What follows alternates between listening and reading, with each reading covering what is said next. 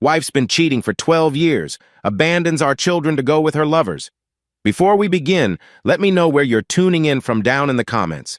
And if you enjoy this story, don't forget to subscribe and turn on notifications so you never miss our next tale.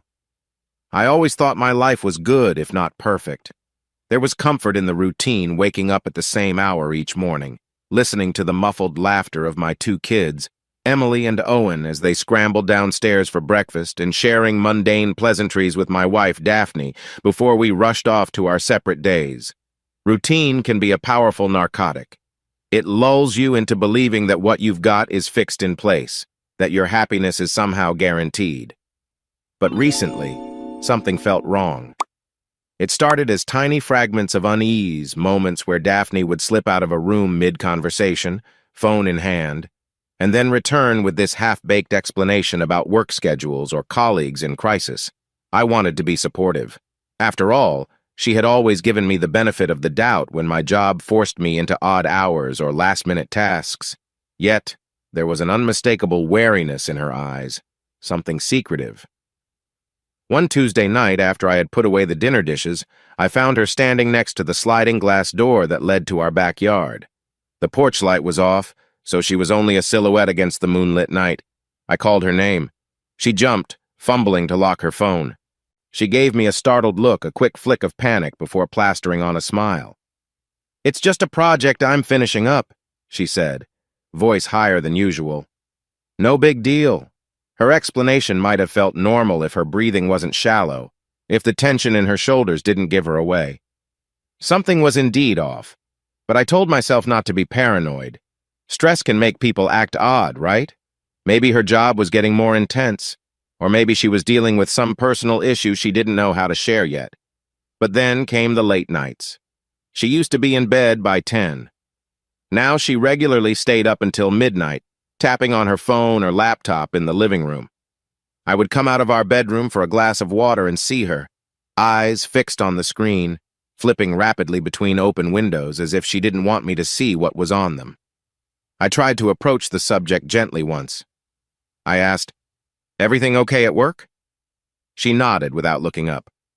"I have more responsibilities," she answered, her tone clipped. "They're counting on me." It wasn't the words that bothered me. It was the vibe, the sense that she was building a barrier between us.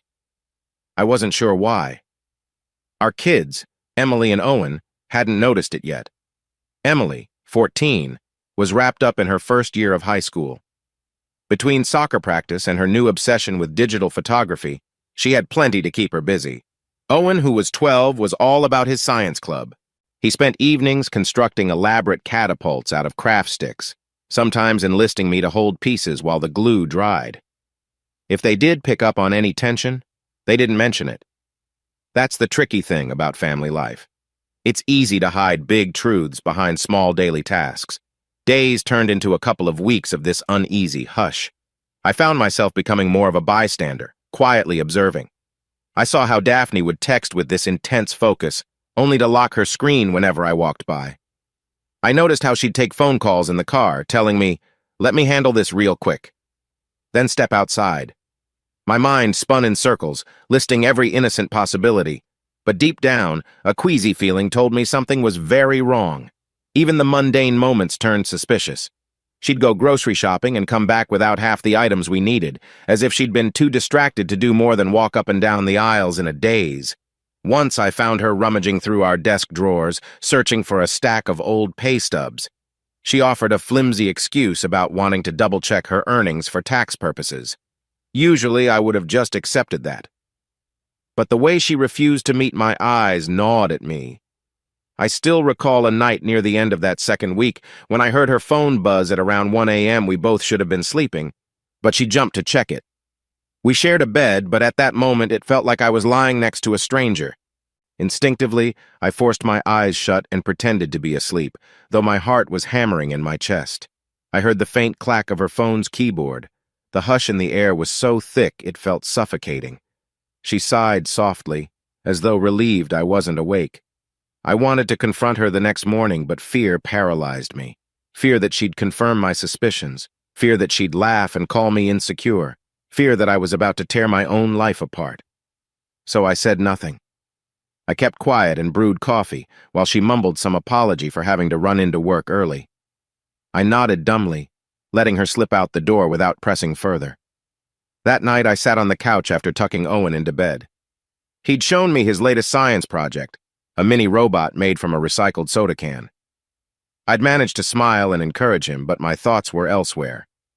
My eyes flicked to the framed family photographs on the wall, pictures of me and Daphne from college, our wedding day, Emily's first birthday, that big road trip to the Grand Canyon. The grins captured in those photos radiated warmth, trust, love. Now I stared at them, wondering if that was all a lie or if it simply had an expiration date. The sense of distance between us was no longer a mere flicker. It was a flame, bright and constant. I tried to recall the last deep conversation we'd shared, possibly weeks earlier, about whether we should invest in a new car or fix up the old one. Even that had ended with her shrugging and telling me, "Do whatever you think is best." She used to fight me on these things. She used to care. Now she was content to let me make decisions alone.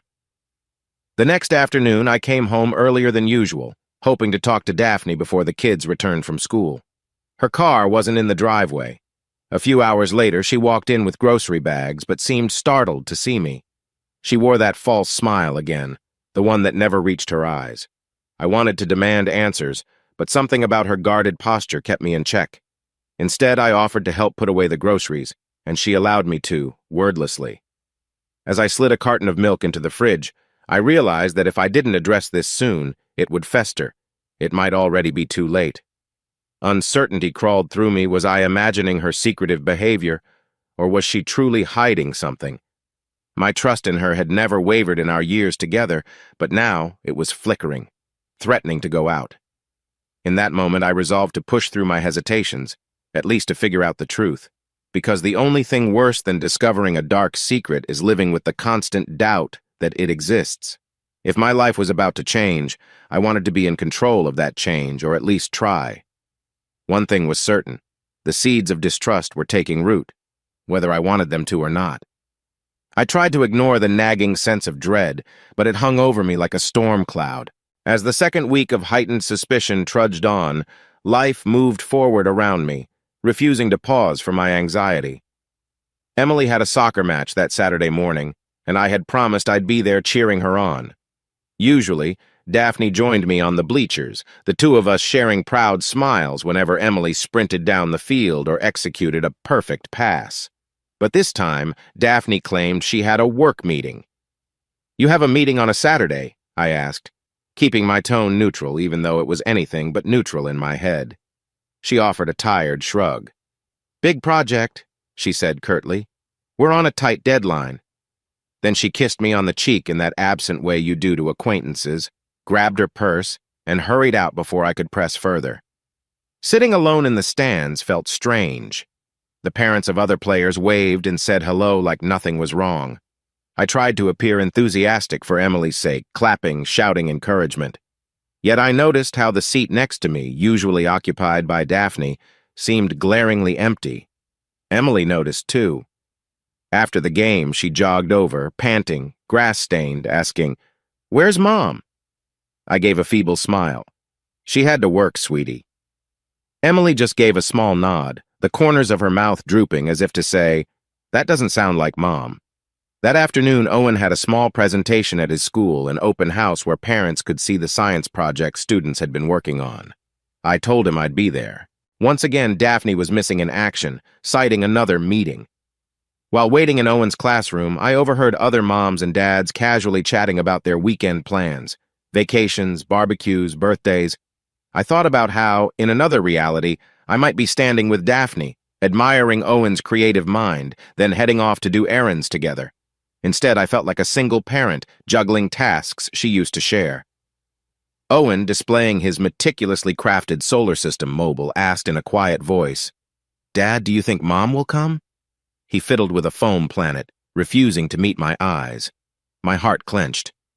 "She's trying, buddy," I replied softly, avoiding the more honest response. "I don't know what she's doing, son." The disappointment in his face was painfully clear. By Monday night, I couldn't keep silent anymore.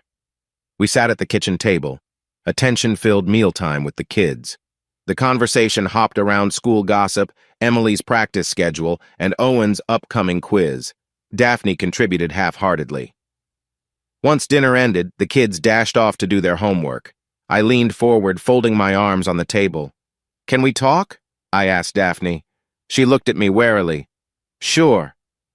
But the guarded edge to her voice suggested she was bracing for a confrontation. I tried to keep my tone calm. "Your schedule's been intense," I began. "And, well, you've been missing things that are important to the kids. Is everything really okay at work?" She let out a sigh, almost as if relieved I wasn't accusing her of anything more sinister. "Yes, Archer. I'm just swamped. I appreciate your concern, but I can handle it." She stood up abruptly, as though that was all the explanation needed. My mind was a swarm of questions, but she'd effectively ended the conversation. "I'm here if you need anything," I forced out, feeling that creeping sense of helplessness.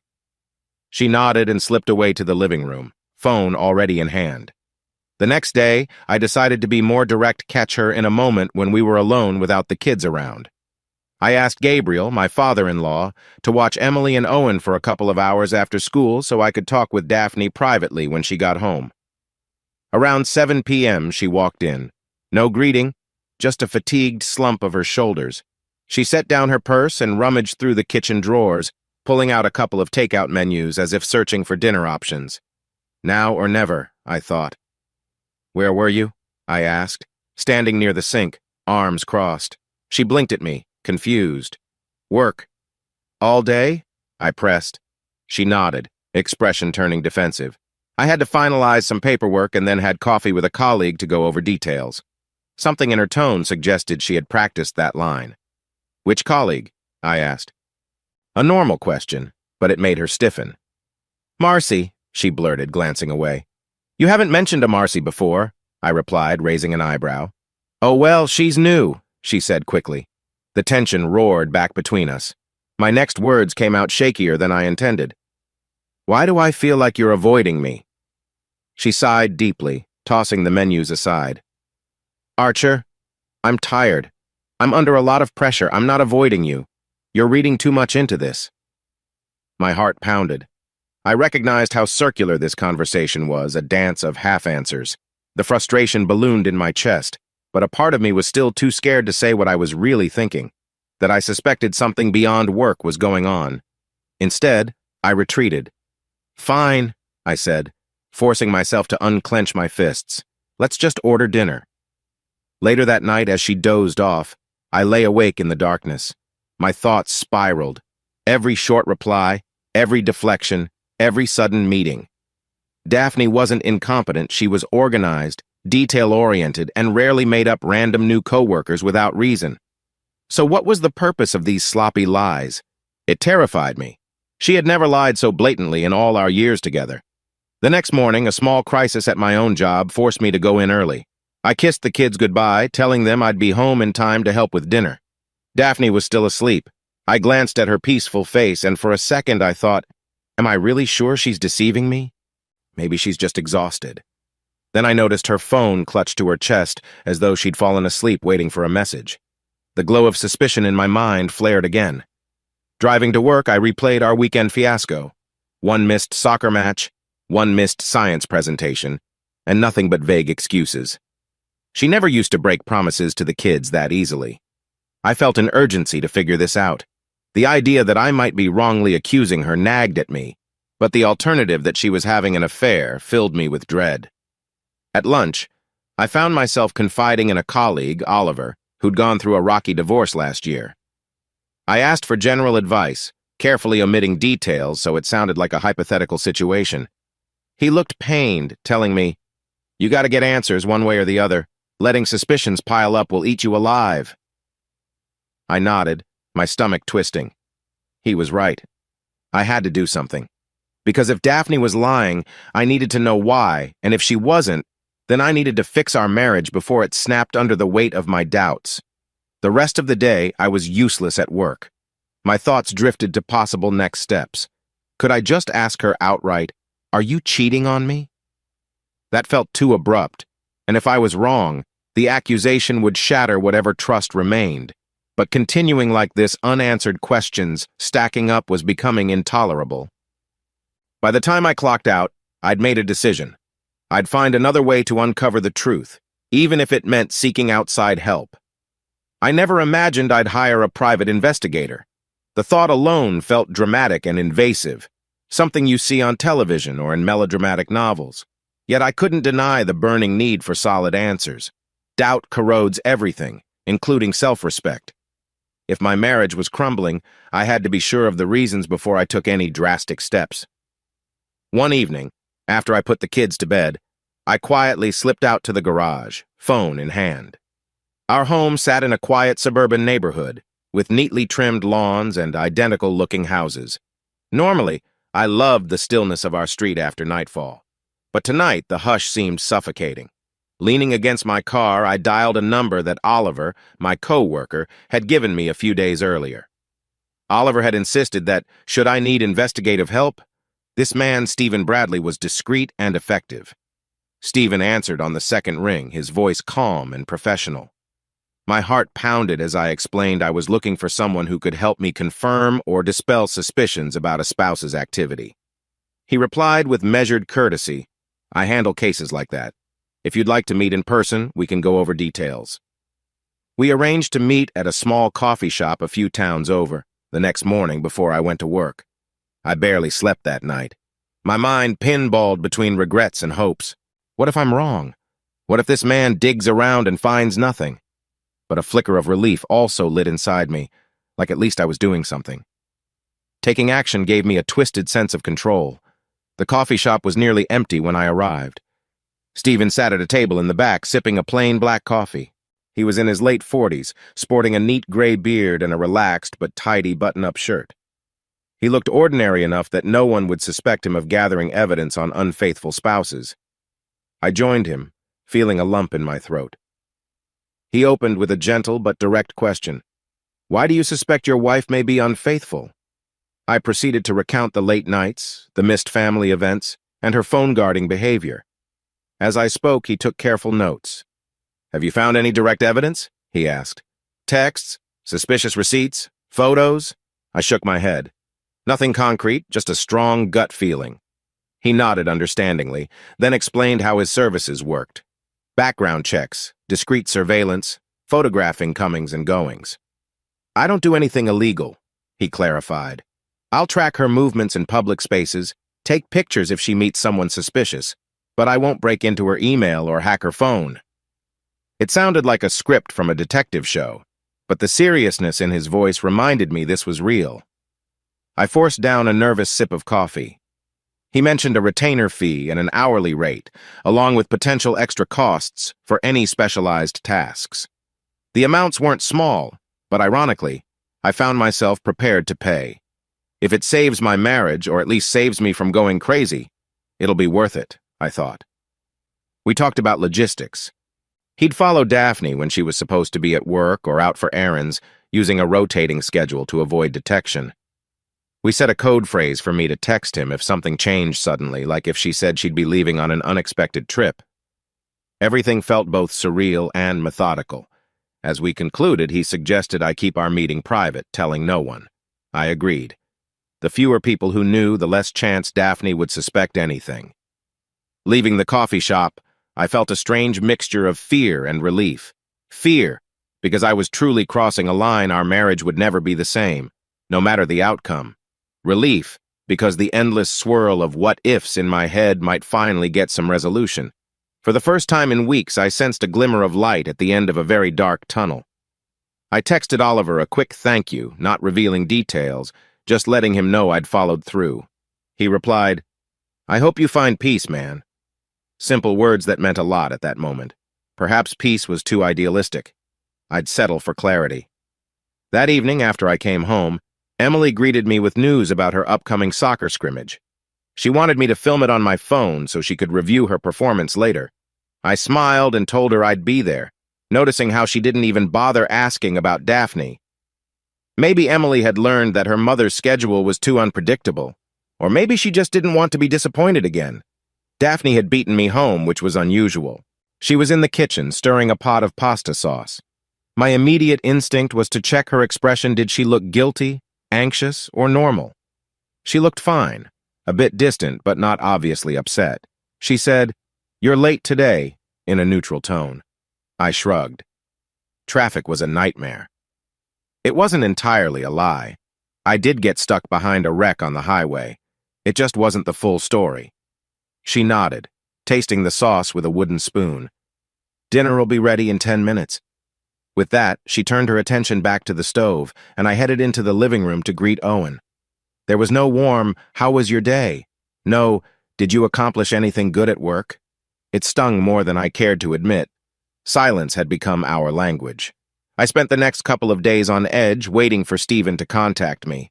We had agreed he would send me only occasional updates, unless something urgent arose. In the meantime, I tried to act normal around Daphne, pretending I wasn't suspicious, continuing my usual routine with the kids.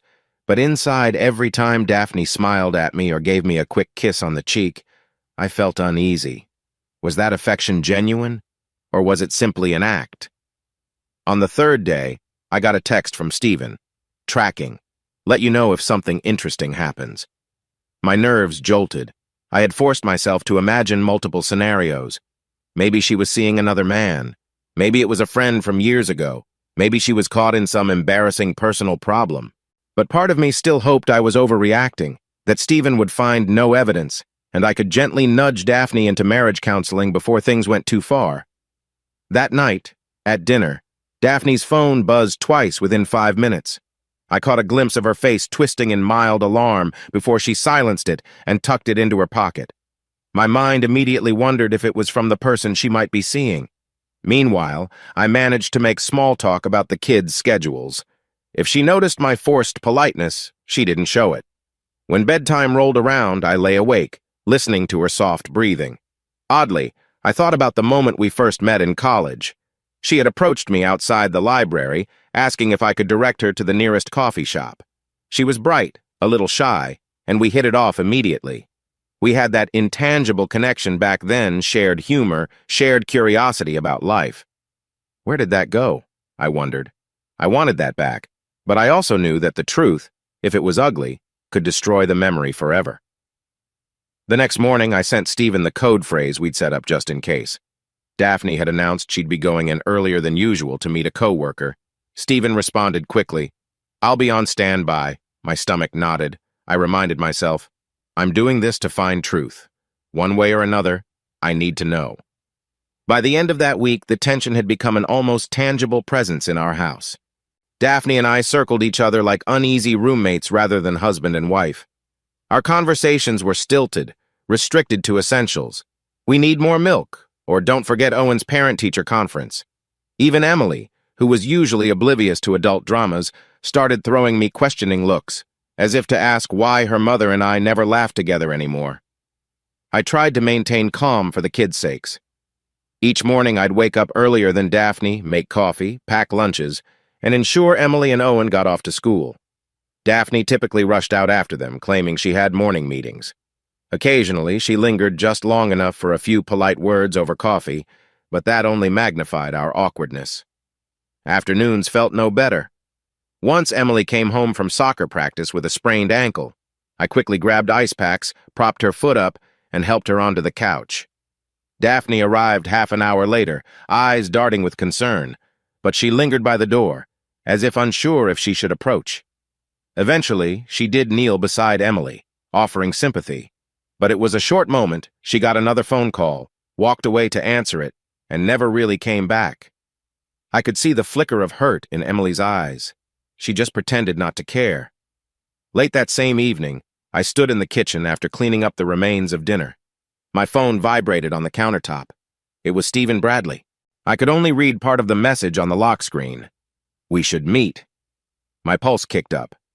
Rather than opening it there, I slipped the phone into my pocket, shooting a wary glance down the hall to make sure Daphne wasn't around. She was upstairs in our bedroom, presumably checking emails. I needed to find a private spot. Our home wasn't huge, so I headed down to the basement under the pretext of looking for some old tools. Once there, I leaned against a storage shelf and opened Stephen's text. "We should meet tomorrow morning. Coffee shop again. There's some info you need to see." My stomach churned. Why else would he say that if not for something incriminating? I typed a quick reply. "Tomorrow, 7 a.m. is good." Then I stood there for a moment, letting the reality sink in. If Stephen had found something, that meant my life was about to change, whether I was ready or not. The next morning, I left the house before dawn under the guise of an early work meeting. Daphne barely stirred when I kissed her on the forehead, a mechanical gesture that felt more like habit than affection. The sky was still dark when I arrived at the coffee shop. Stephen was already there, wearing a nondescript cap and sipping black coffee. I grabbed a cup for myself, though my nerves were too jumbled to even taste it. He slid a small envelope across the table. "Pictures," he said quietly. "I've also got timestamps, location data." My hands trembled as I took them out. Each photograph showed Daphne in various public places, but never alone. She was with a tall, dark-haired man, a little older than me. They appeared at a restaurant, a parking lot, and even outside what looked like a local hotel conference center. Stephen watched me with a sympathetic expression. "They spent roughly 2 hours at that hotel," he explained, then cleared his throat. I couldn't see what went on inside, but they left together. Didn't appear to be a simple client meeting. I stared at the photos for a long moment, the cafe noise fading into the background. That queasy swirl in my stomach crystallized into anger, sadness, and a sense of betrayal so tangible I thought I might be sick right there. Part of me still yearned to believe it was innocent, a misunderstanding, but the body language in the photos spoke volumes. In one shot, Daphne's face was lit with a playful smile as she leaned toward the man, nearly touching his arm. "His name is Morgan Reed," Stephen continued, referencing a small notepad. "He works for a mid-level consulting firm. I looked up his background. Single, no kids, known for traveling frequently. I followed them on 3 separate occasions. This definitely seems like more than a work connection." I swallowed hard, feeling tears sting at my eyes, though I refused to let them show in public. "Do you have more details?" My voice sounded distant, like it belonged to someone else. Stephen nodded, placing a typed summary on the table. "Every date, time, location. I also have some audio from a conversation in the restaurant. The quality isn't perfect, but you can hear them discussing intimate topics." I couldn't bring myself to read or listen just then. It felt like everything I feared was crashing down in front of me. My marriage was no longer the safe haven I'd believed it to be. "I'll look at it later," I managed, forcing down a gulp of coffee. It tasted bitter. Stephen hesitated. "I know this is a lot, Archer. I can keep tracking if you need more evidence." Part of me wanted to say, "Yes, find every last detail." Another part of me felt like, what good will it do? I already have enough to end things. Instead, I just nodded, thanking him for his work. We agreed he'd stay on the case a bit longer, in case more incriminating evidence came up. He gave me a reassuring pat on the shoulder as he left, but nothing felt reassuring. I stayed in the coffee shop another 15 minutes, staring at the photos until the sight of them was too painful. Eventually, I tucked them back into the envelope, drove to work, and somehow managed to push through the day in a daze. It was like the edges of my vision were permanently blurred. No matter how hard I tried to focus on spreadsheets and emails, I kept seeing Daphne's smile aimed at another man. By the time I returned home, I was nearly numb. That evening, the house was quieter than usual. The kids were absorbed in homework, and Daphne was making dinner, as if nothing had changed. I slipped into the kitchen, watching her chop vegetables with practiced efficiency. She noticed me in the doorway and paused. "You okay? You seem distant," she said. I almost laughed at the irony.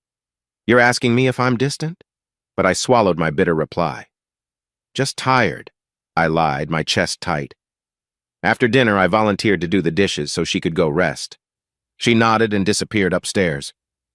Standing at the sink, I stared out the window at the darkening sky, letting the water run too long. My mind was both swirling with questions. How could she do this? Who is this Morgan to her? And painfully blank, as though I was too overwhelmed to form coherent thoughts. Quiet tension wrapped around me like a shroud. Even the kids seemed subdued, as if they sensed an invisible rift. Emily came downstairs to say goodnight and gave me a long hug.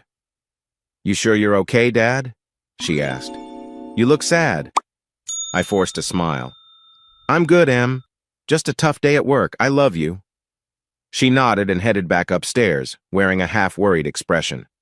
Later, I retreated to the garage under the pretext of tinkering with some tools. Instead, I leaned against the workbench, pulling the envelope from my jacket. This was my new reality. A wife who was seeing another man, a private investigator who had photographed the whole thing, and a mounting anger that threatened to consume me if I didn't do something about it. Yet I still felt a pang of guilt. Did I fail her in some way? Did I become complacent? But in the swirl of confusion and hurt, one clear thought emerged. I would not be a passive victim. If Daphne was betraying our marriage, then I needed a plan. I refused to confront her blindly and let her spin the story. I'd prepare, because what lay ahead was going to change our family forever, and if I had to face that, I'd do it on my terms. A few days after my unsettling meeting with Stephen Bradley at the coffee shop, I found myself hunched over my desk at work, unable to concentrate on the spreadsheet in front of me. My colleagues bustled around, answering phones and making small talk. The clatter of keyboards and low hum of conversation usually comforted me, but now it just felt like background noise in a life I no longer recognized. At 3:10, my phone vibrated a simple text from Stephen. "I have more for you. Let's meet tonight." Instantly, my pulse spiked. The last time we spoke, he had shown me photos of Daphne with that man Morgan Reed, the name that had become a silent thunder in my head. I dreaded what else Stephen might have dug up. We agreed to meet at a small diner on the outskirts of town. After work, I told my kids, Emily and Owen, that I had an office errand and would be back before bedtime. Emily offered me a curious glance but didn't pry. Owen was too busy tinkering with a homemade model rocket to notice my stiff expression. Daphne. Well, she was upstairs with the door partially closed. Phone pressed to her ear, looking lost in conversation. She barely registered I was leaving. The diner was the kind with plastic menus, neon signs in the windows, and a single waitress hustling between tables.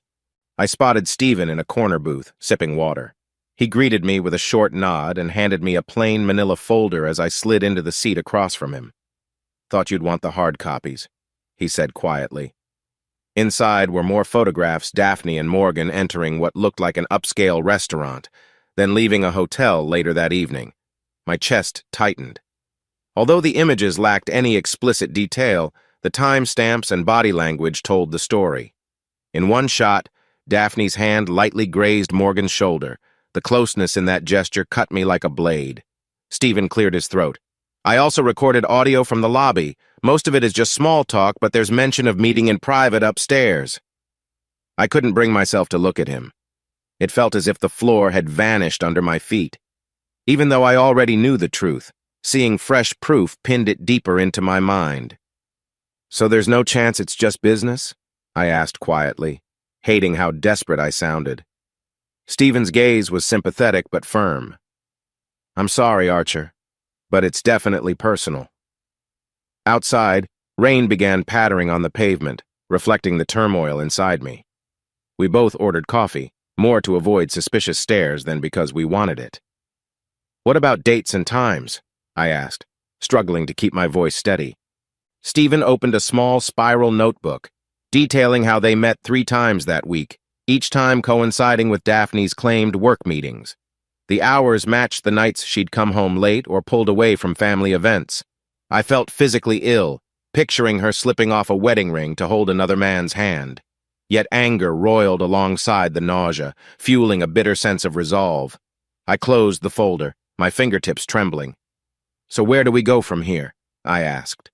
Stephen leaned forward. "That depends. Do you want me to keep following her? Or is this enough evidence to confront her?" My mind spun. Confrontation. The mere thought of it made my pulse throb. I wasn't sure I had the strength to do it just yet. "Give me a little more time," I said. "I want to make sure there's no loophole, no question about the legitimacy of this." He nodded. "I understand. I'll keep you updated if anything changes. And Archer," he paused, eyes serious, "take care of yourself. This sort of thing can eat you alive." I swallowed hard, muttering a thank you. He left soon after, leaving me alone with a mug of rapidly cooling coffee and a burning ache in my chest. The drive home blurred, headlights reflecting on the slick roads. By the time I parked in our driveway, the folder felt like it weighed 100 pounds. I was torn between throwing it into the fireplace or studying every single detail until the pain etched into my soul. Instead, I stashed it in a locked box in the garage. That evidence was my lifeline for whatever came next. Inside, the house was quieter than usual. Emily had retreated to her room, presumably working on homework or chatting with friends online. Owen was nowhere to be seen, though I heard muffled banging from the basement, likely him testing out some new invention. Daphne sat on the living room couch, reading an e-book. Her eyes flitted up to me as I walked in just for a second, then back to her screen. No, how was your day? No, did you handle your errand? I grabbed a glass of water, then quietly told Daphne I was going to bed. It's barely 9, she said, raising an eyebrow. Long day, I responded, already heading up the stairs. Once behind our bedroom door, I sank onto the bed, letting the darkness wrap around me. My thoughts whirled, replaying the images of her with Morgan. They looked so comfortable together. My mind jeered. Perhaps it was that comfort that hurt the most. Sleep didn't come easily. When it did, I suffered through nightmares, a tangled vision of Daphne smiling at me one moment, then turning to hold Morgan's hand the next. I woke up drenched in sweat, the clock reading just after 2 in the morning. For a while, I listened to the hush of the house, the faint hum of the fridge, the occasional rustle of wind against the windows. Part of me wanted to walk down the hallway, wake her up, and demand an explanation. Another part of me, exhausted, defeated, knew it wasn't time yet. I wasn't ready. Not until I had a plan that would protect my kids, protect me, and ensure that Daphne and Morgan couldn't just wriggle away from responsibility. When dawn arrived, I dragged myself through the routine of making breakfast. Scrambled eggs, toast, some cut fruit. Emily gave me a weird look, probably noticing the circles under my eyes. Owen patted my arm and asked if I was sick. Daphne kept her nose in the morning paper, though I suspected she was stealthily checking her phone on her lap. The tension in the air was thick enough to choke on. As we split up for the day, Daphne driving off with a clipped goodbye, Emily and Owen heading to school, I lingered by the door, feeling utterly alone. Yet beneath the loneliness churned a fierce determination. If she thought I would let this slide, she was mistaken. I'd been a loving, loyal husband and father for years. I deserved better than cryptic lies. And if it came down to proving her betrayal in an undeniable way, I would. The seed of revenge had taken root in me, and though I wasn't proud of it, I knew it was the only way to reclaim my dignity. Later that same week, I found myself sitting in a sleek, minimalist law office, waiting for an appointment with Georgia Kim. The fluorescent lighting overhead buzzed faintly, amplifying my anxiety. I shifted in the leather chair, glancing over the glass-topped coffee table where legal brochures and business cards were neatly arranged. Just a few days ago, I wouldn't have imagined stepping into a place like this. Yet here I was, about to consult a divorce attorney. A receptionist in a crisp blazer guided me to Georgia's office. Georgia Kim appeared younger than I'd expected, but she carried herself with a confident grace that put me slightly at ease. She offered a firm handshake before gesturing me toward a chair. "So," she began, settling behind her desk. "Archer Daniels, correct? Tell me what brings you here." I exhaled slowly, gripping the folder I'd brought. "I need advice on a potential divorce," I said, voice raspier than usual. "My wife, she's having an affair." The words burned as they left my mouth, but I couldn't avoid them any longer. Georgia nodded, listening without judgment. Once I paused, she motioned for me to continue. So I told her, in halting detail, how I discovered Daphne's suspected infidelity, how I hired Stephen Bradley, and how it led me here. Georgia took notes, occasionally asking clarifying questions. How long we'd been married, whether we had a prenuptial agreement, how many children were involved, our financial situation, and whether there was any history of domestic tension. The deliberate way she ticked each box made me realize just how methodical this process was. It wasn't just heartbreak, it was a legal matter with steps, forms, and procedures. Once I finished, she closed her pen and folded her hands. "First, I'm sorry you're going through this. she said. It's never easy to be in your shoes, but we can move forward pragmatically. She explained that in our state, marital misconduct like adultery could influence alimony or custody decisions, but it wasn't guaranteed to overshadow every other factor. The best advantage you have is clear evidence, she pointed out. I removed the folder from my bag and handed it over. Inside were the photographs and brief logs Stephen had compiled. Georgia flipped through them with a neutral expression, occasionally stopping to read a timestamp or location note. This is pretty direct, she said.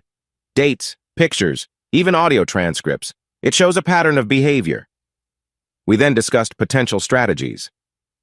If you're aiming for custody of your children, she said, you'll want to demonstrate not just Daphne's affair, but also that her involvement with Morgan is detrimental to the family environment. I nodded. Emily and Owen were my main priority. I couldn't stand the idea of them being shuffled around if Daphne tried to deny me custody. We can file for divorce citing infidelity, request full custody, and possibly use a restraining order if you believe Morgan poses a threat, Georgia continued. The mention of a restraining order sounded drastic, but the memory of Morgan's face in those photos still made me uneasy. I didn't know the man, not really. He could be dangerous or manipulative. He's a consultant or something, I muttered. I don't know him personally, but everything about this feels off. Georgia acknowledged that suspicion. We'll list him in the proceedings if necessary, she said, especially if you suspect they might try to move assets around or coerce you into an unfair settlement. When she said coerce, the raw anger in my gut flared. I wasn't sure I believed Daphne capable of that, but who knew anymore? We spent the next half hour dissecting possible legal routes. She mentioned filing for a separation before jumping into a full divorce, tracking joint accounts, drafting a custody proposal, and collecting more evidence if needed. My head spun with the number of steps. This wasn't just a breakup, it was a strategic war. The slow pace of it all resonated with the swirl of dread in my chest, as if my life had turned into a slow-motion scene from a film I couldn't pause. Finally, Georgia leaned back in her chair. What's your main priority, Archer? Just so I can align our strategy. The question stung, because the answer was heartbreakingly simple. I want to protect Emily and Owen, I said. I want them stable, and I want to make sure Daphne and Morgan face consequences for what they've done. Georgia gave me a thoughtful nod. We can certainly fight for that. In the legal realm, we focus on finances, custody, and potential punitive measures like spousal support adjustments. If you're thinking of more personal retribution, that's outside my scope, of course. She offered a polite half-smile, letting me know she understood but had limits. Before I left, she reminded me to avoid tipping Daphne off prematurely. Gather your financial records, bank statements, property deeds, anything that's relevant to your assets. I'll handle the legal documentation, and once you're ready, we'll file for divorce. Until then, maintain a calm facade so we don't lose the element of surprise. That last note sent a cold shiver through me. Element of surprise. Those words felt out of place in a marriage, but that was where we were now. And surprisingly, the idea of catching Daphne and Morgan off guard with a calculated legal strike gave me a grim sense of satisfaction. It was like I'd discovered a hidden reservoir of determination I never knew I possessed. After scheduling a follow-up appointment, I left the law office with a stack of forms and a swirl of emotions. I tossed them onto the passenger seat of my car and stared at the windshield, heart pounding. This was the next step. No more illusions or excuses. My marriage was on the brink of destruction, and I was actively setting the charges. It hurt, but I also felt a strange clarity. If Daphne was going to tear our life apart, I'd make sure I wasn't the one left picking up the scraps alone. That night, lying in bed, I replayed my conversation with Georgia. She had insisted on the importance of a systematic approach, secure bank accounts, credit cards, and perhaps even quietly move small sums to a separate account. As I listened to Daphne's breathing from her side of the bed, I couldn't stop my mind from drifting to the betrayal. The knowledge of her secret life with Morgan clung to me like a second skin. I closed my eyes, forcing myself to plan the next day, gather documents, check our joint accounts, confirm details with Stephen Bradley, and keep a polite face around Daphne. I almost felt like a spy in my own home. Sleep crept up on me in fits. But one thought gave me a shred of comfort. I wasn't alone in this mess anymore. I had a lawyer, I had evidence, and I had a path forward. As harrowing as it was, at least it was real, unlike the illusions I'd clung to in the weeks prior. Tomorrow, I told myself, I'd keep moving forward, one slow, deliberate step at a time. The morning after meeting with Georgia Kim, I woke to the familiar beep of my phone alarm. Normally, I'd lie there for a minute, enjoying the warmth of the sheets. Today, however, I jolted upright, mind already ticking through my mental checklist: gather financial statements, compile property information, and most daunting of all, test Daphne's reactions. She was already downstairs by the time I pulled on some jeans and a shirt. I heard the low murmur of her voice in the kitchen, presumably on a call. Through the doorway, I caught a glimpse of her setting the coffee maker while cradling the phone between her ear and shoulder. Seeing her like that, a domestic snapshot made a wave of conflicting emotions slam into me. I remembered the photos of her with Morgan. Then I remembered the life we'd built. Two drastically different pictures that now coexisted in my mind. When Daphne noticed me, she ended the call abruptly. "Hey," she said simply, rummaging through a drawer for a spoon. "Morning," I replied, forcing casualness. Emily and Owen emerged moments later, each distracted by their own routine, Emily scrolling through messages on her phone, Owen yawning and looking for cereal. I poured coffee for Daphne and myself, sliding the mug her way with a small nod. She accepted it but barely acknowledged me. Before leaving for work, I pecked each kid on the head and told them I'd be home early. Daphne offered a curt bye as she grabbed her keys. Outside, I leaned against my car for a moment, exhaling shakily. Stick to the plan, I reminded myself. That plan involved a quick trip to a local bank during my lunch break. I had an appointment with a financial advisor to open a personal account in my name only. It felt strange, borderline dishonest, but Georgia had insisted it was wise to secure some funds in case Daphne tried to freeze or drain our joint accounts. The advisor, a sharp-eyed woman named Alyssa, helped me set everything up in about half an hour. I told her it was for personal reasons, and she didn't press further. By the time I returned to my office, my nerves were raw, but a small part of me felt empowered. I was taking steps to shield myself and Emily and Owen if this blew up. As the day wore on, I texted Stephen Bradley, giving him a heads-up that I might need more thorough logs of Daphne's whereabouts to support potential custody arguments. He replied promptly, "Understood. We'll keep tracking discreetly." When evening came, I rushed home, scanning the driveway for Daphne's car. It wasn't there. Inside, the kids were scattered about, Emily reading in the living room, Owen messing around with a half-built drone in the dining area. "Where's your mom?" I asked, keeping my tone light. "Work stuff," Emily said, shrugging. "She said she might be late." We ate leftovers together quietly at first. Halfway through, Owen put down his fork, brow creasing. "Dad, is something wrong with Mom?" he asked softly. "She's gone all the time now, and when she's here, she never smiles anymore." Emily looked over, pressing her lips together, obviously sharing that concern. My heart twisted, but I had to keep them from panicking. "She's been busy," I said, conjuring up my calmest dad voice. "Work is stressful for her. I know it's tough, but it'll pass." Emily frowned, not fully convinced. Owen nodded slowly, returning to his meal. I felt a jab of guilt for not telling them everything, but it was too soon. Much later, after the kids were in bed, Daphne finally showed up. The clock read 10:17 p.m. She tossed her purse on a side table and peeled off her blazer. The tension crackled between us. I decided to test her gently.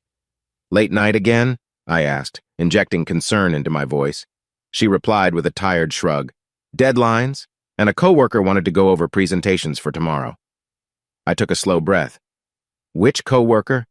I hoped my voice sounded casual. Daphne turned her back, rummaging for something in her purse. "Marcy," she said. "I think I mentioned her before." Her tone was clipped, the name rolling off her tongue with forced ease. For a moment, I glimpsed the phone screen in her hand. No messages from Marcy, I bet. Instead of pushing, I let silence hang, focusing on her posture. Tense shoulders, restless hands. Her body language confirmed she was lying. But as Georgia advised, I played the long game. "All right," I said, ending the conversation. Her expression seemed uncertain. like she expected me to argue. I climbed the stairs, heading to our bedroom. My mind raced. She's lying. She's definitely with him. Furious, I wanted to confront her right then and there. Instead, I locked myself in the small home office next to the bedroom, turned on the computer, and pulled up our joint bank account records. I didn't see any alarming withdrawals, but I did notice a few transactions at upscale restaurants or hotels, ones we'd never visited together. Each one hammered home the betrayal, fueling the quiet determination inside me. The next day, I gathered all the official documents I could find: mortgage papers, car titles, insurance policies. I made sure to keep them in a portable file box in the office closet, labeled innocently as tax info. Every so often I heard Daphne moving around downstairs, but we barely exchanged words. The tension was suffocating. Around lunchtime, Stephen Bradley texted an update, describing Daphne's morning trip to a business center that Morgan Reed had also entered. Left 90 minutes later, same time as him. My throat tightened. My worst fears repeated like a broken record in my head. Late that afternoon, I stepped outside to get some fresh air and spotted my neighbor, Jonas, putting out his trash bins. Jonas was an older retired guy who loved to chat about neighborhood happenings. He commented on how we rarely saw Daphne around anymore. She used to wave hello or ask about my garden. Now she just whips in and out of the driveway like she's got no time, he said. I forced a weak smile, making some excuse about her job. But inside, I wondered if half the neighborhood had noticed how absent she'd become. That evening after dinner, I found Owen quietly cleaning up the dishes, even though it was his sister's turn. She said she needed to finish some homework, Owen explained, shrugging. I thanked him, drying a plate in slow, methodical strokes. It struck me how we were all shifting around in Daphne's wake, covering for her, making excuses, forging a semblance of normalcy. And for what? I realized more than ever that we deserved honesty and stability. Yet I had to tread carefully for Emily and Owen's sake. They were already uneasy. With every passing day, though, I felt the weight of the secret I carried. The storm was gathering on the horizon, and once it broke, our comfortable illusions would be gone. I just hoped I could shield my children from the worst of it. As bedtime approached, I busied myself with small tasks, tucking in Owen, offering Emily a pep talk about her upcoming math test. Daphne still wasn't home by 9, sending only a vague text, running late. I tried to watch TV, but my mind wouldn't rest. Eventually, I headed upstairs and caught my reflection in the hallway mirror. I looked exhausted, older than my actual age. The stress was showing in the lines around my eyes. Still, I knew that pressing forward was the only option.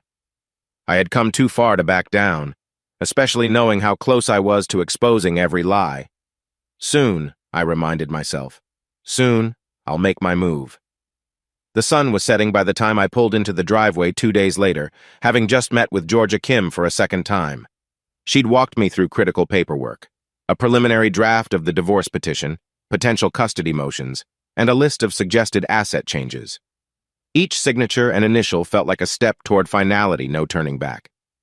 After parking, I stayed inside the car, flicking through my phone to check emails. One subject line caught my attention: change of beneficiary confirmation. I'd updated my life insurance per George's advice, listing Emily and Owen as primary beneficiaries instead of Daphne. My stomach twisted, not from regret but from the cold efficiency of it. This is what it's come to, I thought grimly. Inside the house, the kids were at the dining table doing homework. Daphne was in the living room, typing on a laptop. The atmosphere felt unnaturally calm, as though each of us were living separate lives under one roof. I exchanged a quick greeting with Emily and Owen, then went upstairs, claiming I had to make a phone call. In reality, I wanted to finish the last step of my quiet changes. My office door shut with a soft click. I opened a secure folder on my computer to verify the new passwords I'd set for our online joint accounts, an extra measure in case Daphne tried anything sudden. Then I wrote them down on a piece of paper, folded it carefully, and slipped it into my wallet. Georgia had told me it was wise to store vital information offline as well. My heart pounded as I realized I'd effectively locked her out of any chance to manipulate finances. I glanced at my wedding ring. The gold band seemed almost foreign to me now, as if it belonged to another man living another life. A bitter smile crossed my lips. We made vows. She broke them. I'm just trying to survive. A part of me wanted to yank it off and fling it out the window, but I resisted the urge. Not yet. Suddenly, I heard a soft knock on the door. My pulse quickened. "Yeah?" I called, clearing my throat. The door opened a few inches, revealing Owen's face. "Dad, can you help me with some math?" His tone was subdued, like he sensed how fragile everything was. "Sure, buddy," I said, pushing my swirling thoughts aside. "Let's do it." While explaining algebraic fractions to Owen, I saw Daphne pass by in the hallway, carrying her laptop. She hesitated at the threshold as though she might come in. But when our eyes met, she gave me a polite smile that didn't reach her eyes and kept walking. Even in that fleeting moment, I saw guilt or maybe fear twitch across her face. Once Owen's homework was done, I walked him back to his room, patting his shoulder gently. "Thanks, Dad," he murmured. "No problem, kiddo," I replied, ruffling his hair. Emily was in her own room with the door cracked open, music playing softly. Everything seemed so ordinary, yet the tension threatened to snap at any second. I headed downstairs to the kitchen, steeling myself. After rummaging through a drawer, I found a small cardboard box. Inside were old photos and mementos, the stub from a concert Daphne and I attended, random Polaroids from our honeymoon, and a handful of keepsakes from when the kids were born. At the bottom lay the original marriage certificate, carefully folded. Seeing it made my breath catch. All that hope, all that promise turned into this. I gently placed the certificate aside. My heart hammered, but I refused to break down. Instead, I tucked the photos back, set the box on a shelf, and closed the drawer. Another relic waiting to be used or destroyed when the time came. Night descended. Emily and Owen retreated to bed, and Daphne remained in the living room, half illuminated by the soft glow of a floor lamp. She scrolled on her phone with an intensity I recognized from the early days of my suspicions. I could almost picture Morgan on the other end of her messages. The thought ignited my anger, but I forced myself to keep calm. I sat on the opposite couch, feigning interest in a late-night talk show. My mind, however, was locked on the next steps, serving the divorce papers, orchestrating the final blow. Georgia had asked me to finalize a date, explaining that I should aim for a moment that would catch Daphne off guard somewhere she couldn't easily wiggle out of or dismiss. "It'll be a shock-and-awe approach," Georgia had said, and the phrase still rang in my ears. Daphne's phone chimed. She glanced up at me, an odd tension in her features. "I'm going to bed," she announced abruptly, standing.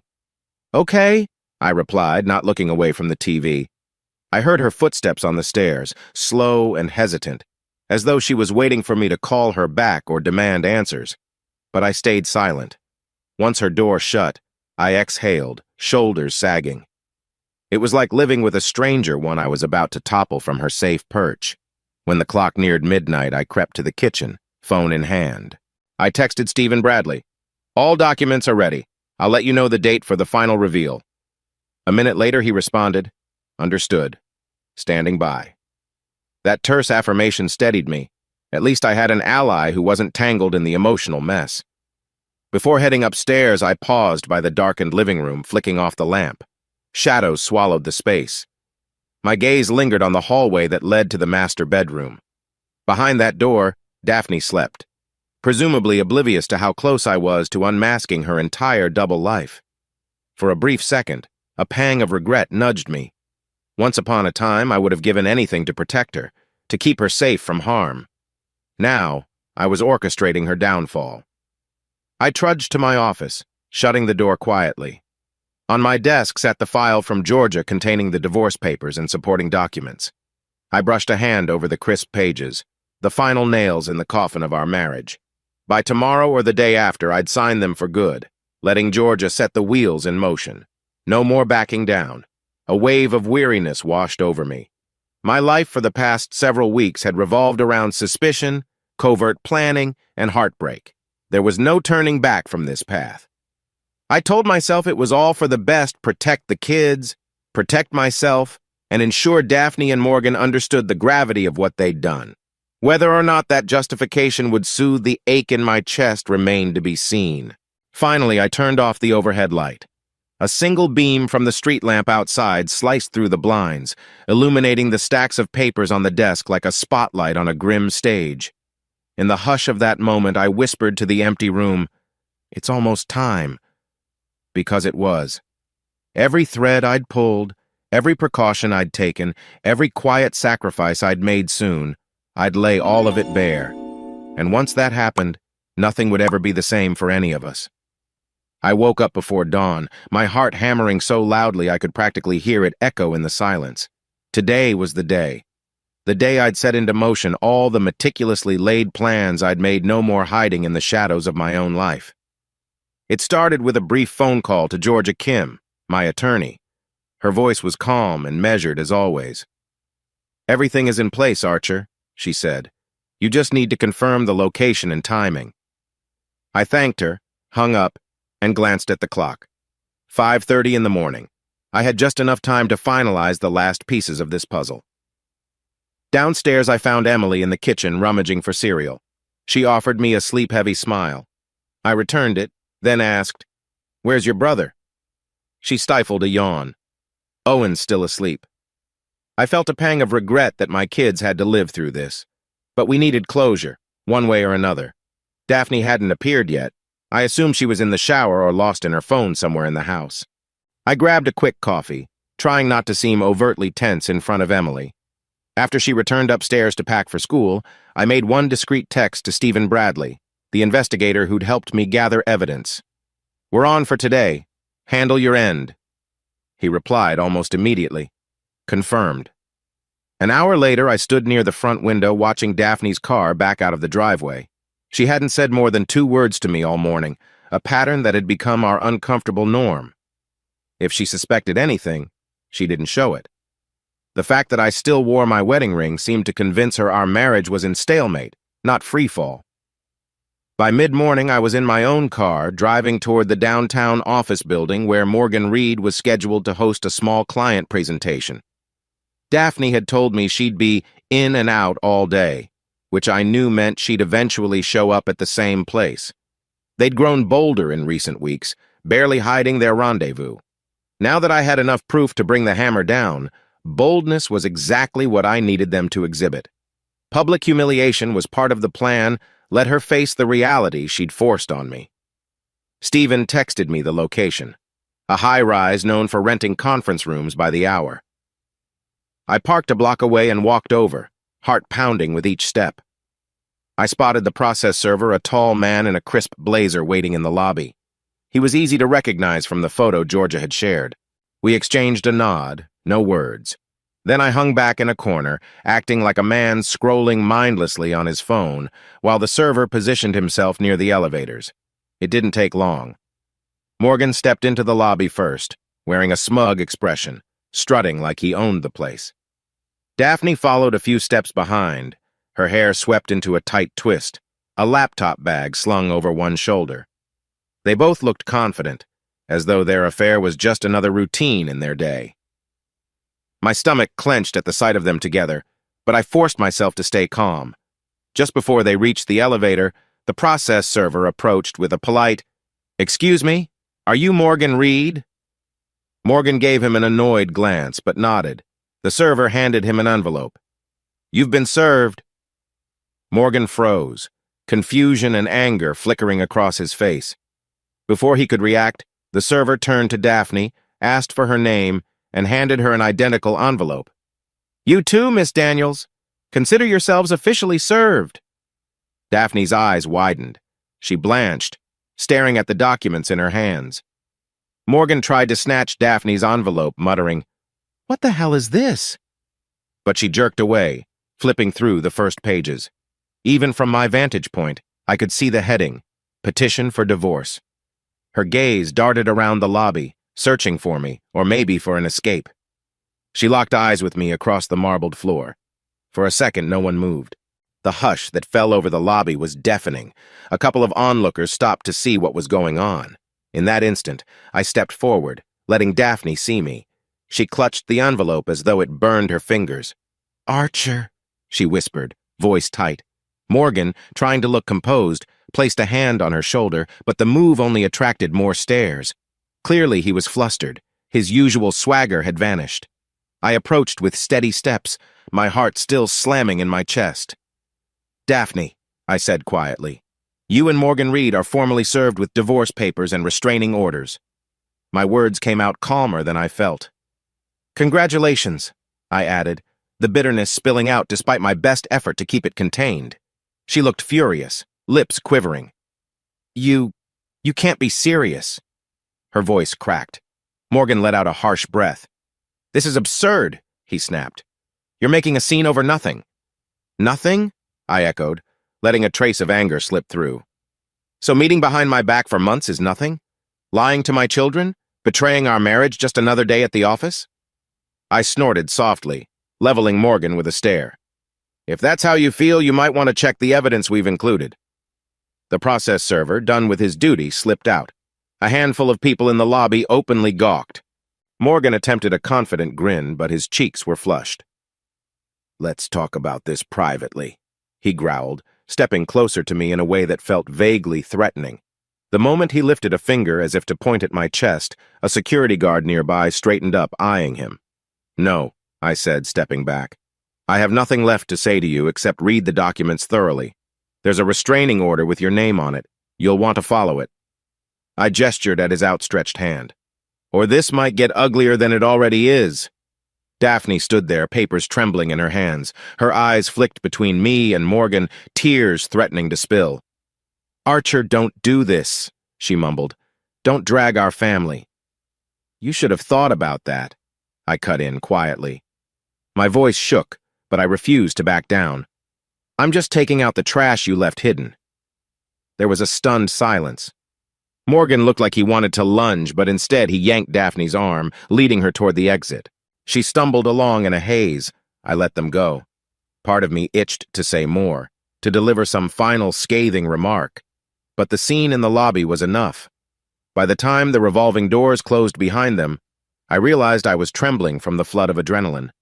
Slowly, the onlookers resumed their day, polite attempts to pretend nothing dramatic had happened. But the weight on my chest lifted, just a notch. I'd taken the first step toward justice, and it tasted like both relief and raw bitterness. Before leaving, I checked my phone. A message from Georgia. "Papers served successfully?" I typed back one word. "Yes." Then I headed to my car, each breath feeling heavier than the last. The show was over for now, but the fallout had only just begun. The next morning, I found a text from Daphne waiting on my phone. "We need to talk. At the house. Tonight." I let out a long breath, half relieved she didn't just disappear, half terrified of what she might say. When I got home, Emily and Owen were in the living room, playing an old board game they'd unearthed from a closet. The tension in their faces told me they sensed something big was happening. I forced a smile, setting my keys on the counter. "Hey guys, you two all right?" Emily's eyes flickered with worry. Owen shrugged, carefully moving a game piece. "We're okay, I guess," he murmured. I could tell they wanted to ask 100 questions, but didn't know where to begin. Daphne arrived around 6, stepping into the house with cautious steps. She looked pale and drained, clutching the divorce documents in one hand. I quietly told the kids to head upstairs. This wasn't a conversation for them to witness. They obeyed, but I could see the fear in their eyes. In the kitchen, Daphne slipped off her coat, laid the papers on the table, and stared at me. "So," she began, her voice low, "this is how you choose to handle it? A scene in public? Humiliating me at Morgan's workplace?" I met her gaze without flinching. "You didn't leave me many options," I replied. "You lied, you cheated, and you put our whole family at risk. I'm done playing your games." She exhaled sharply, tears pooling in her eyes. "I never meant for it to go this far," she whispered, looking away. Archer. I was unhappy. Stop." The word came out harsher than I intended. I slammed my hand on the table, rattling the silverware. "Don't justify it. If you were unhappy, you could have told me. Instead, you chose to betray everything we built." Her tears slipped free then, streaking down her cheeks. For a moment, I felt a pang of pity, but I reminded myself of the photos, the evidence, the months of lies. "Look," I said, controlling my anger, I won't drag this out if you cooperate, but I want custody of Emily and Owen. If you fight me on that, be prepared to see every piece of evidence in court your affair, your neglect. Everything. She sniffed, shoulders quivering. They're my children too, she managed. You can't just take them away. I didn't do this, I shot back, voice trembling with intensity. You did. Morgan did. You two were so busy sneaking around you forgot your responsibilities. You missed soccer games, science fairs, birthdays, and let's not forget you used our money to wine and dine each other. I pulled out an itemized list of joint account expenses, dropping it on top of the papers. Don't pretend you've been a good mother lately. Daphne's hands shook as she skimmed the list. Archer. She lifted her eyes, tears replaced by a flicker of anger. I know I messed up, but I'm still their mother. You have no right to shut me out. You shut yourself out. The words reverberated in the stillness. After a beat, I forced a calmer tone. Listen, the restraining order covers Morgan, not you, so I won't deny you the chance to see the kids, as long as it's not around him. But legal custody? That's mine to keep, unless you'd like the entire town to know the full details. Her face crumpled. She realized I had the advantage and all the evidence. The public scene at Morgan's building had been just the tip of the iceberg. She sank onto a chair, shoulders slumped. What do you want from me? She whispered. I want you to sign the divorce settlement and custody agreement, I answered firmly. Georgia has them ready. If you cooperate, I'll spare you the worst of the humiliation. But if you challenge me, I left the threat hanging in the air. I wasn't proud of this manipulative tactic, but after what she and Morgan had done, I refused to show mercy. She wiped her eyes with the back of her hand. Fine, she said hoarsely. Just don't drag our children into your anger. They don't deserve that. A bitter laugh escaped my throat. I'm not the one who dragged them in. Your actions did that. I inhaled slowly, trying to steady my nerves. Right now they're upstairs, probably wondering why their mother and father are at each other's throats. You need to explain this to them at least in a way they can handle. I won't lie to them anymore. Daphne flinched, her guilt laid bare. I'll talk to them, she relented. But can we at least do it together? I don't want them to think... I cut her off, lifting a hand. Maybe later, once the dust settles. Right now, I want you to leave, sign those papers, and figure out where you stand. Because I'm not budging on custody. She stared at me for a moment, heartbreak and rage simmering in her expression. Without another word, she scooped up her coat, leaving the divorce documents on the table. Her footsteps echoed through the hallway, and the front door clicked shut. I stood there, struggling to process the whirlwind of emotions swirling through me. The house felt both emptier and charged with tension. A moment later, Emily peeked her head into the kitchen, her eyes wide. Dad, is everything okay? She asked softly. Owen hovered behind her, equally concerned. I motioned them inside, wrapping an arm around each shoulder. We'll be all right, I told them, though my voice shook. Mom and I are working through some big changes. They exchanged worried glances. Are you getting a divorce? Owen asked quietly. Emily's gaze flickered to the documents on the table. Her eyes darted away as if she didn't want to confirm her own suspicion. I swallowed the knot in my throat. Yes, I admitted gently. But don't worry, this isn't your fault. We both love you. That won't ever change. My words felt inadequate, but it was the best I could do for now. They wrapped me in a tight hug, and I held them close, realizing this might be one of the few safe moments left before the real storm rolled in. Because I knew Morgan wasn't about to let this blow slide, and Daphne, no matter how broken she felt now, still harbored a mother's instinct to fight for her place. This was only step 2 of a battle that promised to escalate, but I refused to back down. My ultimatum stood firm, and the next move was out of my hands until I had to strike again. 2 days slipped by, filled with restless nights and cautious days. I steeled myself for Morgan's counterattack. It came sooner than I expected. It started innocently, a phone call from an unknown number, which I let go to voicemail. The voice that crackled through my phone when I played it back was thick with anger. You think you can humiliate me in front of my colleagues and walk away? The caller hissed, clearly Morgan. You've messed with the wrong man, Daniels. A swirl of anxiety brewed in my gut, but I forced myself not to panic. Instead, I forwarded the voicemail to Georgia Kim for documentation. She quickly responded, "Keep all communication. This helps us, not him." That knowledge comforted me, but the tension still gnawed at the edges of my mind. The next day, while picking up groceries with Owen, just an attempt at normal life, my phone buzzed nonstop. I glanced down at the screen to see a series of messages from unknown numbers. Some were mocking, others downright threatening. A few said things like, "You're ruining a good woman's life," or "Your kids will hate you if you keep this up."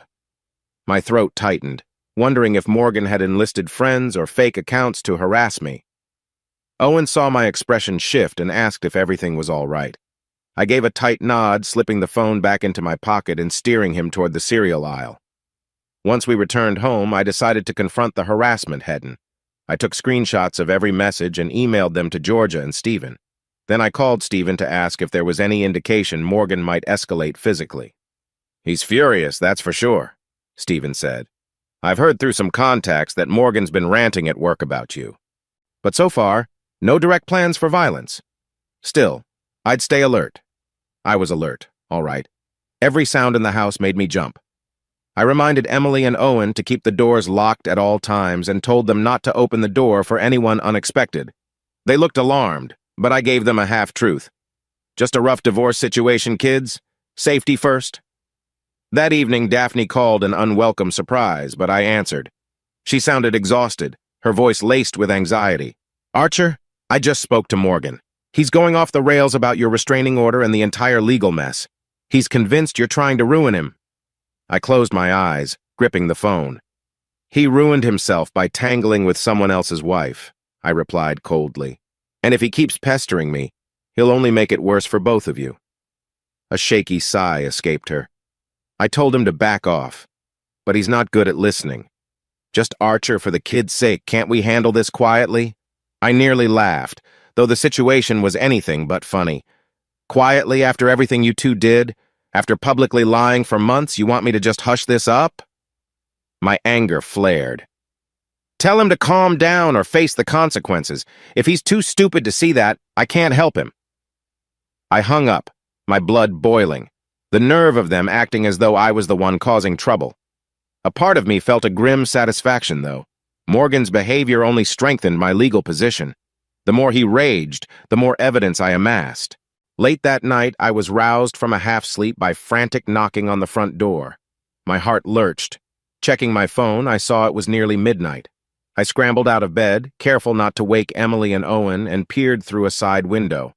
I recognized Morgan's silhouette under the porch light, pounding the door with his fist.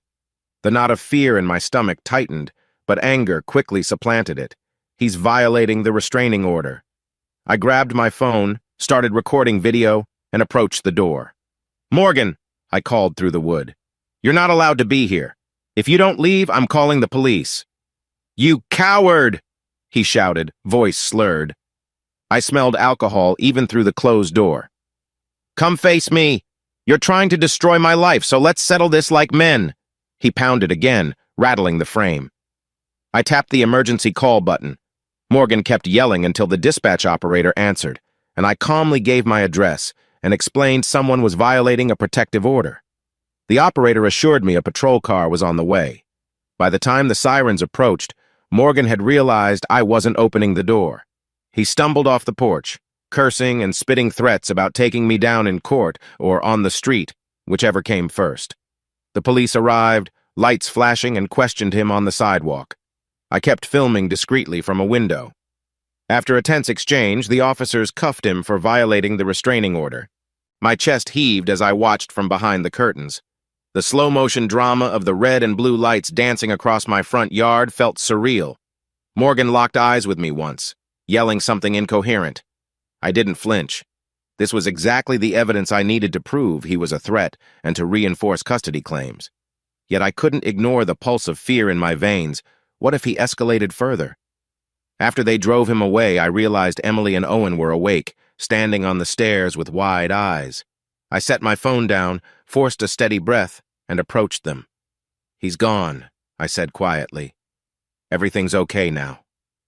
They nodded, though I could see the alarm etched in their faces.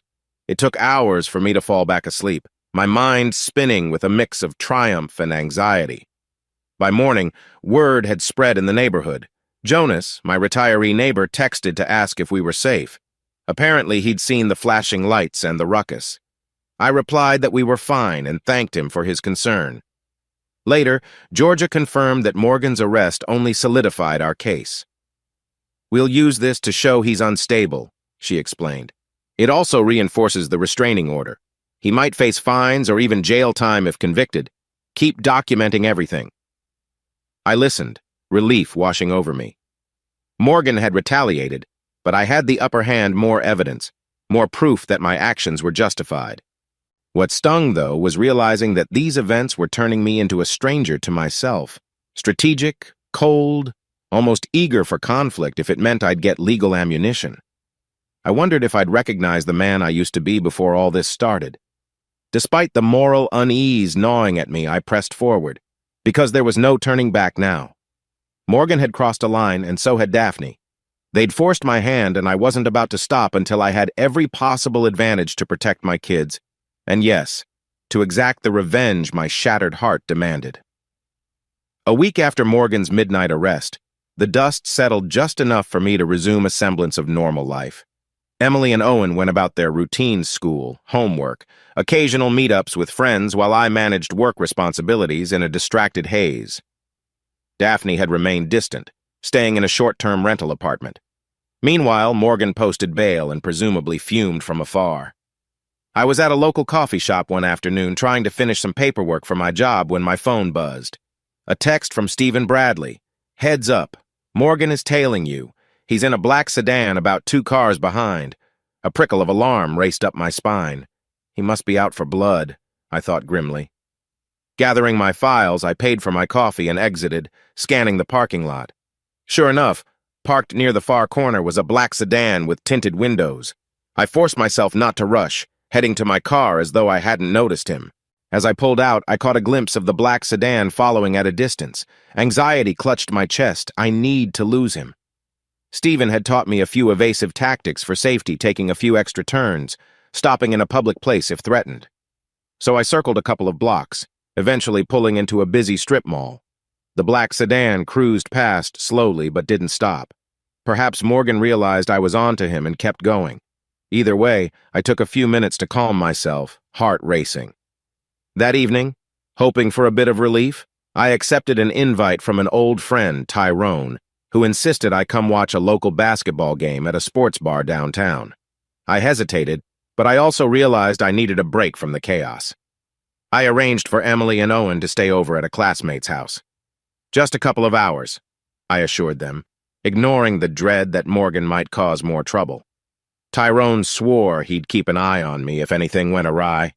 The bar was crowded and dimly lit, full of people cheering at the TVs overhead. I felt oddly comforted by the chaos, glad to be somewhere I wasn't the center of drama for once. Tyrone ordered us a couple of drinks, and we talked about everyday stuff, his new job, the game's highlights.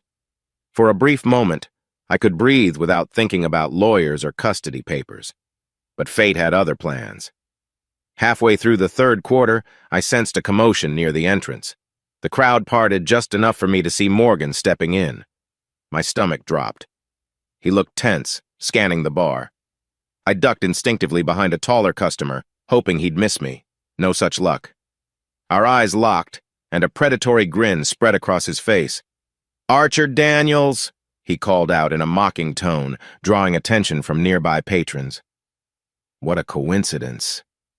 People glanced between us, curious about the tension. Tyrone leaned over, whispering, "You want me to handle him?" I shook my head, standing up slowly. "I'll deal with it," I murmured. "This is it. Don't let him bait you." Morgan strolled closer, ignoring the wary looks. "Still playing the victim?" he sneered. "After you humiliated me at the office, got me arrested, and turned Daphne against me?" I steeled my nerves, reminding myself to keep calm. "You did all that to yourself, Morgan. You violated a restraining order, remember?" My voice trembled with suppressed anger, but I refused to raise it. A hush spread over the nearby patrons. The bartender frowned, clearly sensing trouble. Morgan's eyes gleamed with a dangerous light, the smell of booze radiating from him. "You cost me a lot, Daniels. My reputation's tanking. My job is on the line and Daphne's a wreck. That's on you." I fought the urge to lash out. "You destroyed your own life by going after someone else's wife. I'm just holding you accountable." He lunged an unsteady, drunken swing at my shoulder. I dodged it, but he staggered forward, nearly falling into me. Tyrone leapt up, trying to intervene. People yelled for us to break it up, but Morgan recovered with surprising speed, swinging again, this time connecting with my jaw. Pain exploded, and I reeled backward. The bar erupted in shouts. The bartender scrambled to call security. Adrenaline surged through me. Before I could think, I shoved Morgan away, my chest heaving with anger. He spat a curse and came at me again, fists flailing, eyes wild. We clashed in a blur of motion. I remembered the self-defense moves my neighbor Jonas had once taught me. Twisting sideways, I locked his arm, pushing him off balance. He collapsed against a bar stool, knocking it over with a clatter. The crowd parted, some filming on their phones. Seconds later, 2 off-duty security guards rushed forward, pinning Morgan. I stumbled back, breath ragged, tasting blood on my lip. Tyrone slid an arm around me to steady me. Morgan raged, hurling insults at me, claiming I set him up. The guards pressed him to the floor, demanding he calm down. Eventually, the police arrived. Someone had called them in the chaos. Morgan glared at me, face flushed, a small cut above his brow. "You won't win," he hissed as an officer cuffed him. "I'll get you for this, Daniels." I caught my reflection in the bar mirror. My lip was split, bruising forming on my cheek. I looked every bit the battered husband I'd become, yet a cold sense of resolution filled me. Morgan had attacked me in public, ignoring every legal boundary. In the swirl of cops, onlookers, and phone cameras, I realized he had given me exactly what I needed, indisputable proof of his aggression. As they hauled Morgan away, I sank onto a bar stool, pressing a napkin to my bleeding lip. Tyrone hovered anxiously. "We should get you checked out," he said. "That dude's unhinged." I nodded, still trembling, but I sensed an undercurrent of victory. My phone buzzed a call from Georgia, who must have caught wind of the altercation. I'd answer her soon enough. Right now, I just needed a moment to absorb what had happened. Within the next hour, statements were taken, and a paramedic confirmed I wasn't seriously injured. Morgan, on the other hand, was being booked for assault and violating his restraining order again. This time, there were plenty of witnesses, not to mention security footage. If he wanted a showdown, he got it and lost. By the time I left the bar, the city lights seemed brighter, the night air heavier. My lip throbbed, but my mind felt oddly clear. He's out of moves, I thought. Morgan had taken the bait, igniting the final spark that might seal his fate in court.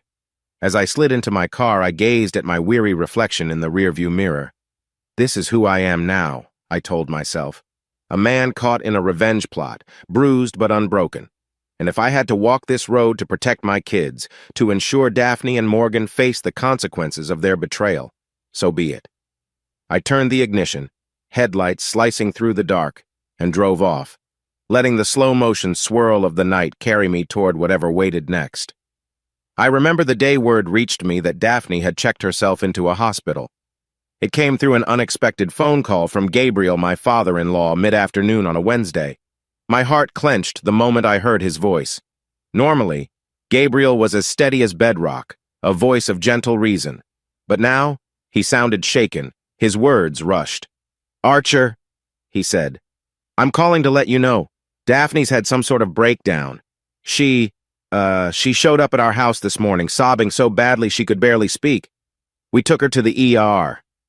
He fell silent, as though unsure what else to say. I swallowed the uneasy knot forming in my throat, recalling all the tension and betrayals. My first impulse was to think, she brought this on herself, yet a twinge of pity pinched my chest. Hate her as I might, part of me never wanted it to end like this. "Is she physically hurt?" I asked, voice subdued. "No, not physically," Gabriel replied.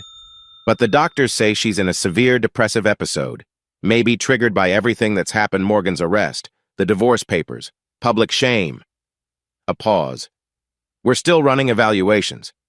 I gave him a tight thanks, then ended the call. Standing in my living room, I stared at the phone, unsure what to feel. She sank into despair, I thought. She's actually paying the price. Beneath my anger was a faint pang of guilt. I'd wanted retribution, and I got it.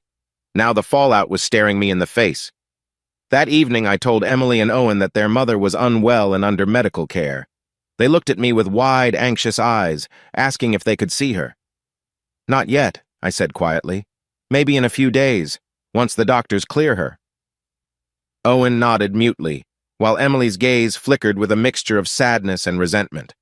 A day later, I met Gabriel and Marina at the hospital. The corridors felt sterile, lined with pastel walls and generic paintings meant to soothe fraught minds. Marina, usually warm and chatty, wore a haunted expression. She took my hand as soon as she saw me. "She won't talk to us," she whispered, voice trembling. "All she does is cry."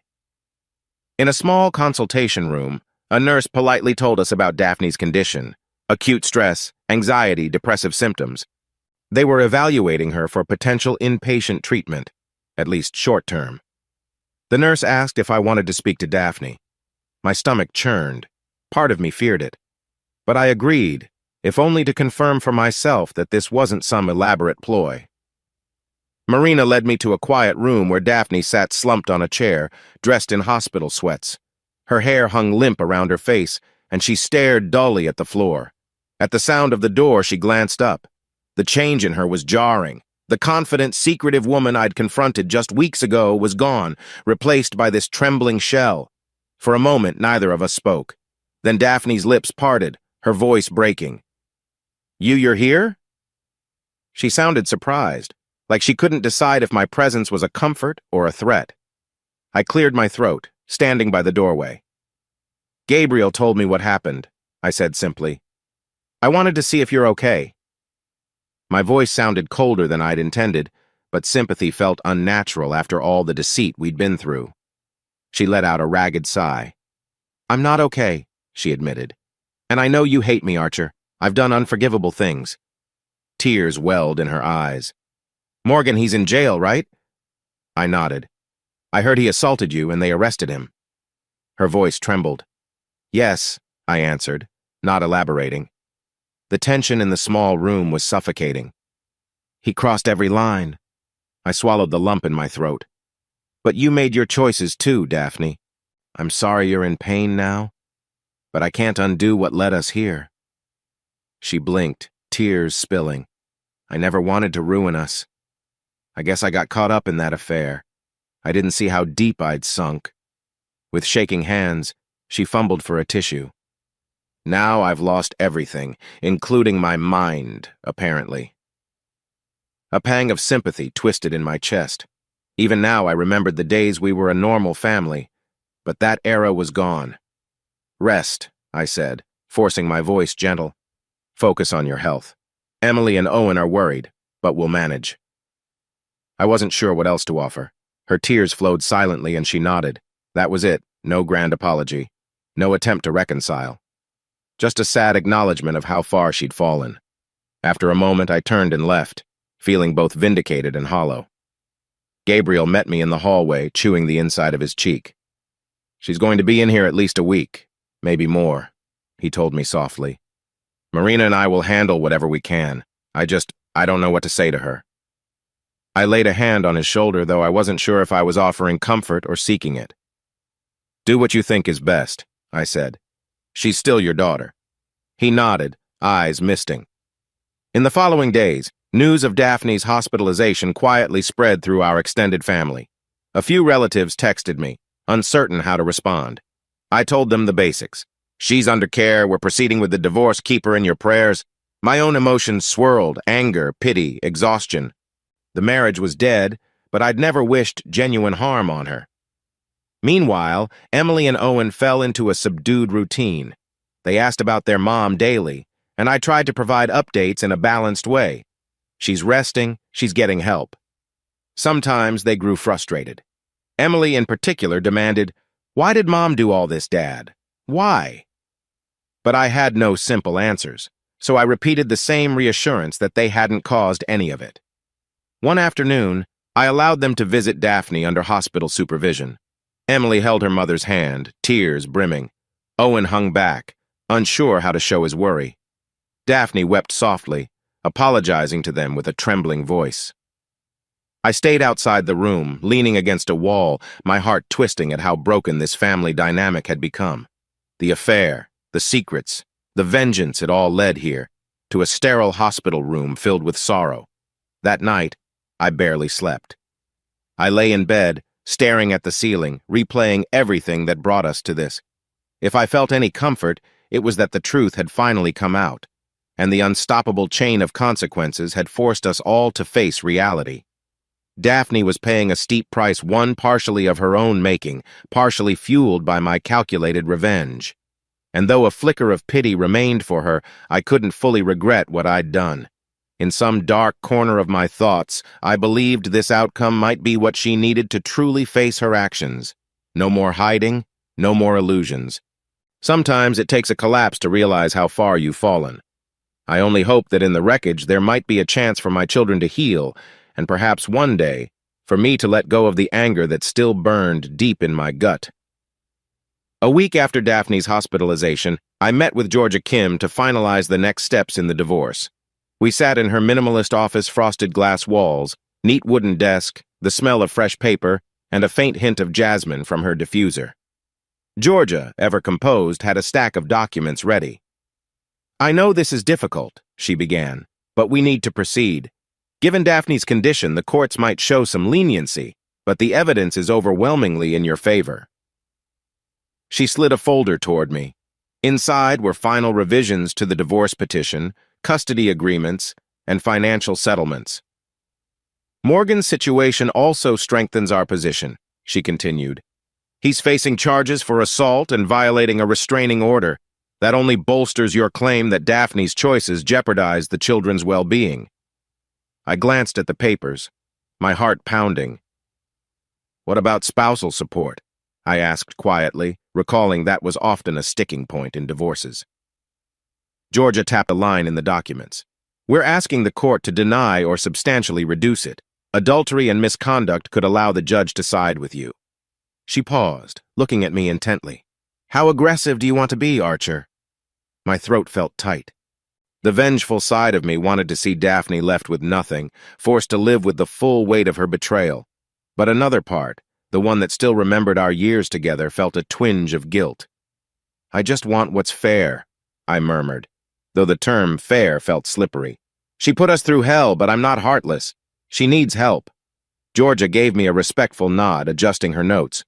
"We can request minimal spousal support for a set duration, enough for her to get on her feet once she's released from the hospital. But it won't be indefinite, especially given the affair." I breathed easier, grateful for that balanced approach. Our next topic was Morgan's legal predicament. He'd been charged with misdemeanor assault and contempt of court for violating the restraining order twice. There was a chance he could serve jail time or, at minimum, face heavy fines. "He's also being sued for defamation by a former client," Georgia added, tapping another document. "Apparently, your private investigator found evidence he manipulated business funds. We can use that to pressure a settlement in your favor if you choose." I exhaled sharply, the swirl of details making my head spin.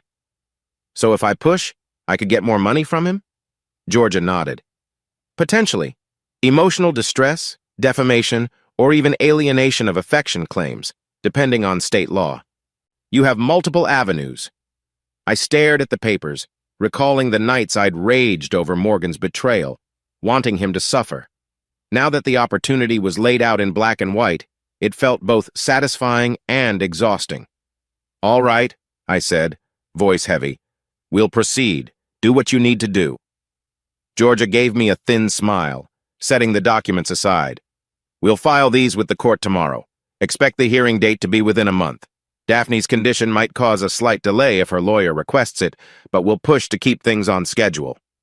She glanced at her watch. "How are the kids holding up?" I managed a sad shrug. "They're adjusting, worried about their mother, but also hurt. They have a lot of questions I can't fully answer." George's expression softened. "I understand. Just keep reassuring them you're fighting for their best interests. Let them see a counselor if necessary." After finalizing the meeting, I drove home feeling like I'd signed the last pages of a grim story. But it wasn't over. There was still the hearing, the final decree, and the knowledge that Daphne was in a fragile mental state. My phone buzzed with a call from Marina. She wanted to update me on Daphne's progress. She's out of the hospital's acute ward, but they recommend a short-term stay in a counseling facility, she explained. She's stable but vulnerable. How's she reacting to the divorce stuff? I asked carefully. Marina hesitated. She knows it's coming, but she's not really in a position to fight back right now. Maybe she'll sign the papers without a huge battle. I don't know. In the background, I heard muted voices, nurses perhaps. Gabriel and I are trying to support her as best we can, but it's complicated. Yeah, I murmured, heart heavy. Complicated, that's one word for it.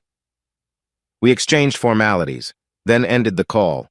Despite all that had transpired, I felt a pinch of sympathy for Gabriel and Marina, who were caught between loyalty to their daughter and the reality of her self-made predicament. A few nights later, I sat in my living room, going over the final paperwork Georgia emailed me. Emily and Owen were upstairs, presumably texting friends or playing games, each lost in their own thoughts. The hush in the house reminded me of how drastically our world had changed. A flurry of text notifications pulled me out of my reverie. Neighbors, extended relatives, even a few acquaintances who'd heard rumors that the Daniels' marriage blew up. I glanced at them, mind numb. Some expressed sympathy, others asked nosy questions. One from an old friend read, "I heard Morgan's looking at jail time. Are you okay?" I just replied with a polite, "Yes, thanks," and switched off the phone. I'd had my fill of explaining. Days blurred into one another, with me juggling work, the kids' schedules, and phone calls from lawyers. Eventually, we got a date for the preliminary divorce hearing. For a brief second, a flicker of relief shot through me. This was the formal step that would sever our marriage in the eyes of the law. But overshadowing that relief was a gnawing sadness at how final it all felt. One afternoon, I found myself digging through old photos for some insurance documentation. I stumbled on a snapshot from our honeymoon, Daphne and me on a beach, arms wrapped around each other, grinning at the camera. My throat tightened. I'd believed in that moment that we were bound for a happy life, two naive young lovers. Now I was preparing to face her and court her, battered by her own mistakes, me, hardened by betrayal. I stuffed the photo into a box, unwilling to dwell on it further. That evening, I quietly burned a handful of old receipts and notes linking Daphne to Morgan, things Georgia didn't need for the case. Maybe it was my way of discarding fragments of a dark chapter. Watching the flames devour the paper felt oddly cathartic, even if the memory lingered like ash in the air. With the hearing looming, I went to bed each night wondering how we'd gotten here.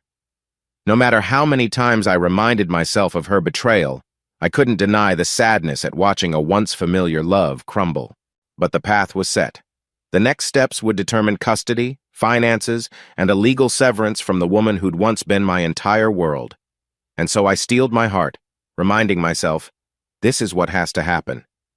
Bit by bit, my anger found structure in legal lines, and my heartbreak found a grim sense of purpose. By the time I drifted to sleep, I'd resolved to see this through, come what may. The day after we got the hearing date, Owen caught me in the kitchen, rummaging through the fridge. He looked up, a faint sadness in his eyes. "Dad," he asked quietly, "when's Mom coming back home?" The question froze me mid-step. I turned, resting my hand on the refrigerator door. "Owen," I said gently, "I'm not sure if she'll be living here again." My words weighed heavy in the air. "Remember we talked about the divorce? That means Mom and I were not going to be husband and wife anymore." He nodded, struggling to hide his disappointment. "I know, but some of the kids at school say divorces can get reversed if people change their minds." He shrugged. "I just wish we could be a normal family again." A lump formed in my throat. How do you explain adult betrayals to a child who just wants his parents together? "I'm sorry," I said, voice raw. "I wish I had an easy fix. But what happened can't be undone. We're broken now, Owen." I reached out, gently squeezed his shoulder. "But that doesn't mean I love you any less. Or your sister." He nodded slowly, pressing his lips together. Then he whispered, "Is Mom still sick?" The heartbreak in his tone stabbed at me. Still sick.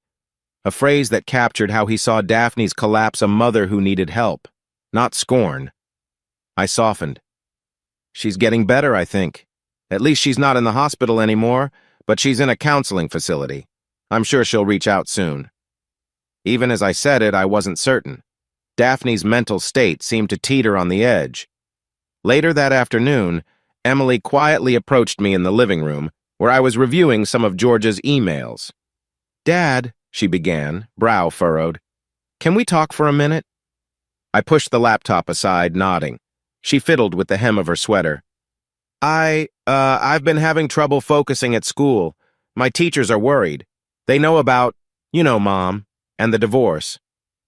I motioned for her to sit beside me. She sank down, hair falling over her face. "They offered me a counselor," she said. "I'm not sure if I want to talk to a stranger, but I feel messed up." Her eyes turned glossy with tears. "Mom betrayed us, Dad. She left us for that man. Now she's in therapy, and you're making us do chores alone, and everything is off balance."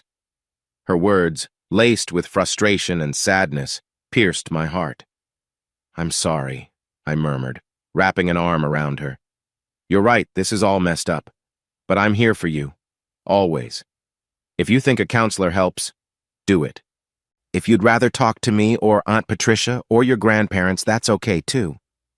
She leaned against me, tears slipping down her cheeks. "I just hate that I feel guilty for missing Mom sometimes. I mean, she caused this, right? But I can't help it. I miss when she'd tuck me in or paint my nails." A wave of sorrow washed over me.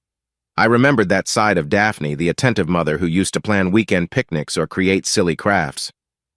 "It's okay to miss her," I assured Emily, stroking her hair. "She's still your mom no matter what, and feeling angry at her and missing her at the same time, that's normal." After a moment, she sniffled and nodded. "Maybe I'll try the counselor," she said quietly. "I just want to feel less confused." The conversation left me shaken. I realized how deeply the kids were hurting, caught in a moral tug-of-war between loyalty to me and love for their mother.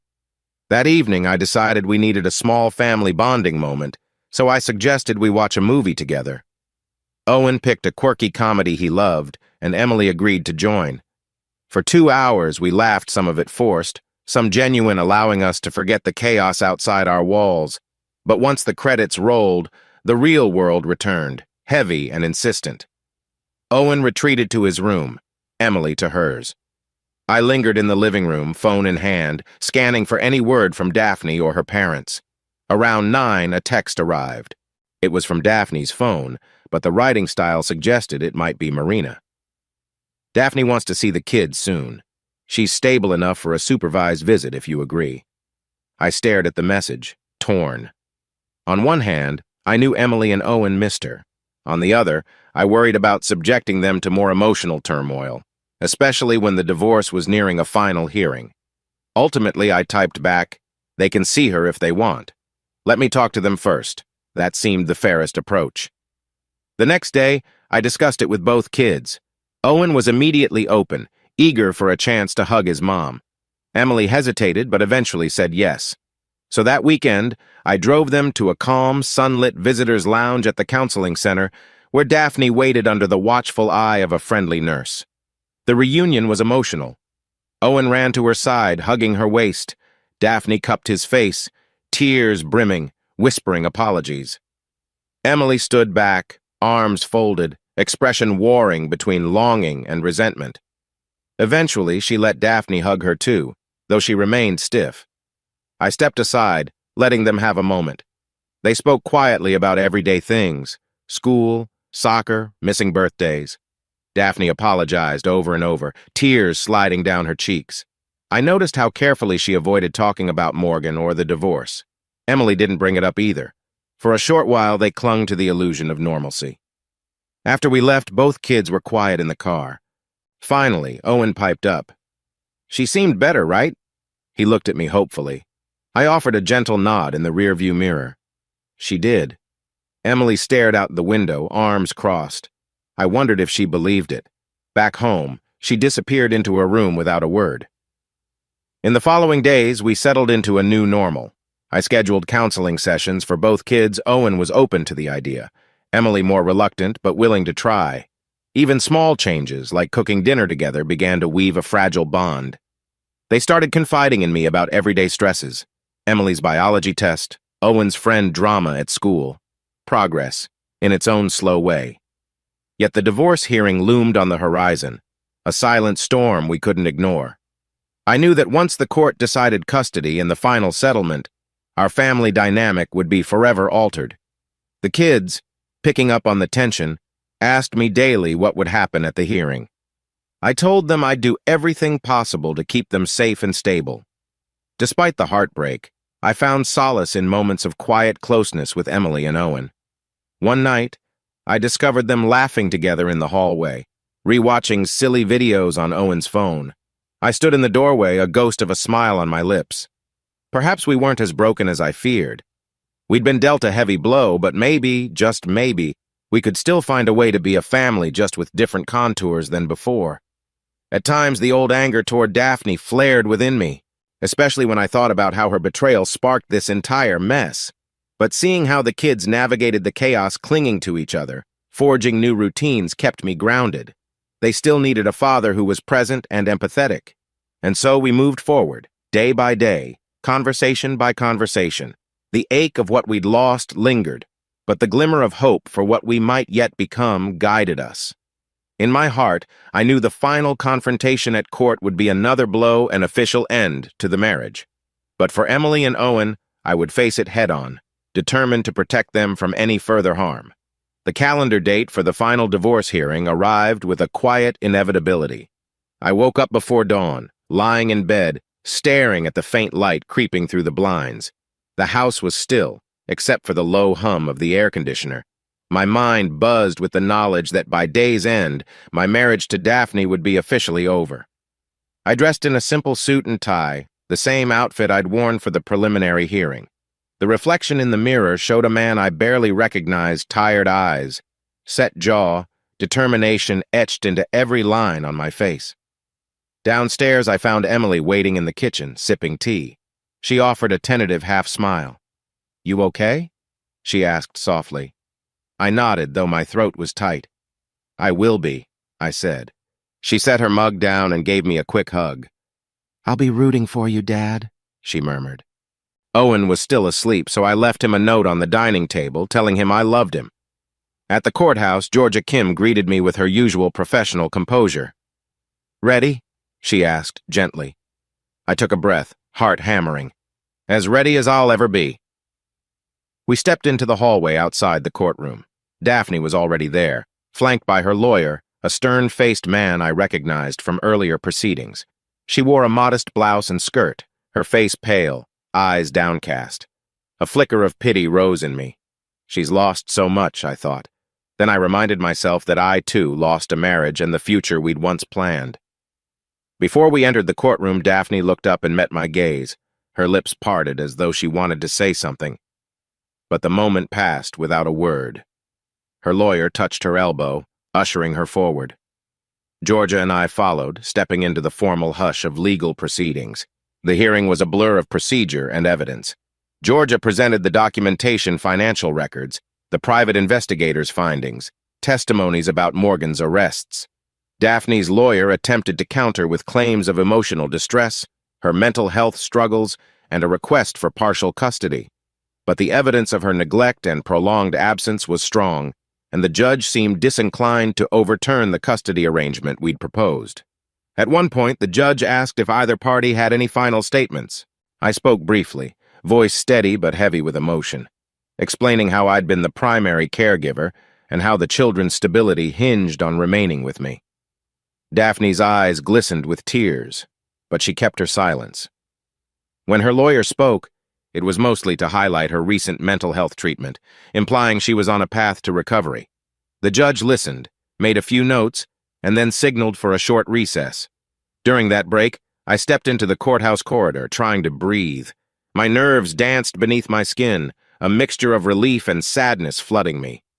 So this is it, I thought. The final minutes before everything changes. I spotted Daphne at the far end of the hallway, speaking quietly with her attorney. Her shoulders were hunched, her posture defeated. A pang of sympathy struck me again, but I had no words left for her. When the session resumed, the judge calmly issued the ruling. Divorce granted, custody awarded to me with limited visitation rights for Daphne supervised until she could demonstrate emotional stability. Spousal support was minimal and temporary. The property settlement was straightforward, with the house titled solely under my name. Each sentence from the judge felt like a sledgehammer, knocking away the remnants of our once-shared life. By the time it concluded, my hands were trembling. Georgia discreetly squeezed my arm in reassurance. The judge asked if we understood and accepted the terms. I managed a quiet, "Yes, Your Honor." Daphne, lips quivering, whispered her agreement, and with that, a gavel tapped lightly, signaling the end. Court adjourned. People rose, shuffling papers and exiting the room. Daphne lingered, then slowly approached me, ignoring her lawyer's cautious glare. "Archer." Her voice broke. For a second we stood there, two strangers who once were husband and wife. "I'm sorry," she whispered. "I know it doesn't fix anything, but I—" She trailed off, tears brimming. I swallowed the lump in my throat. "I know," I replied softly. "I hope you get better for the kids' sake." My words were honest but guarded. "We can't go back," I reminded myself. "This is final." She nodded, blinking rapidly, and turned away. I watched as she left, shoulders trembling. Georgia touched my elbow gently. "Let's file the final paperwork," she said, guiding me out. In the hallway, reporters or strangers didn't swarm us. This wasn't a sensational case, just one more broken marriage in a world full of them. Outside, the sun was surprisingly bright, the heat beating down on me as though mocking the chill in my bones. Georgia offered a small smile. "You got what you asked for," she said. "Full custody, minimal support obligations. This is a good outcome legally." I sighed, noticing how exhausted I felt. "Yeah," I murmured. "I guess so." She excused herself to finalize some details with the clerk, leaving me standing on the courthouse steps alone. A swirl of conflicting emotions tightened my chest. Triumph in having protected Emily and Owen, sorrow for how violently everything had crumbled, and a faint sense of something like relief. When I got home, Emily and Owen rushed to me, searching my face for news. "It's over," I said quietly. "The judge made everything official. I'm sorry you had to go through all this, but we're going to be okay." Emily's eyes welled up, and Owen simply fell into my arms. For a moment, we stood in a huddle, my heart hammering with the reality that we were now a three-person household, legally and irrevocably. That night, once the kids were in bed, I sat on the back porch nursing a cup of tea. The stars stretched overhead, indifferent to my personal drama. I felt a strange calm settle over me, like the world had stopped spinning so violently. The anger I'd nurtured toward Daphne began to dissolve into a quiet ache. I suspected I'd always feel some bitterness, but maybe it was time to stop letting revenge define my every breath. I thought about tomorrow. With the divorce settled, I had the freedom to reshape my life. Emily and Owen needed me more than ever, but I sensed we could heal, piece by piece.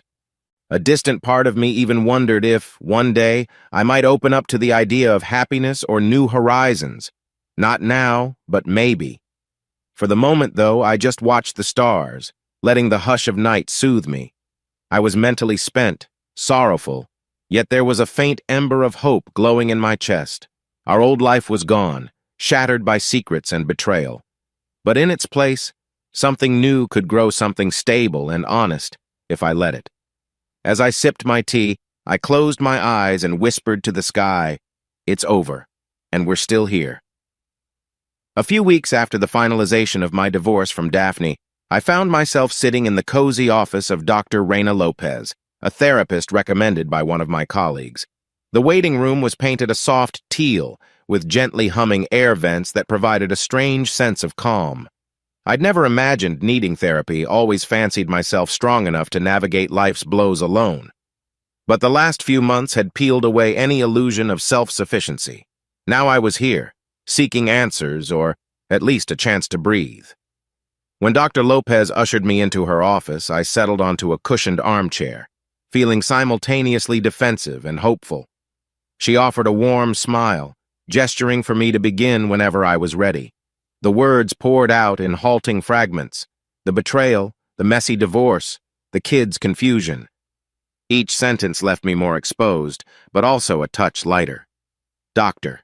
Lopez listened with quiet attentiveness, occasionally jotting down notes. After I finished recounting the basic story, she leaned forward, hands clasped. Archer, it sounds like you've been carrying a huge burden. The anger, the heartbreak, the need to be strong for your children, it can't just vanish without acknowledgement. Therapy won't erase the pain, but it can guide you to handle it in a healthier way. Her calm, measured tone felt like a balm. I nodded, exhaling slowly. I guess that's why I'm here, I admitted. I'm so used to wearing a mask for my kids that I haven't let myself process what happened.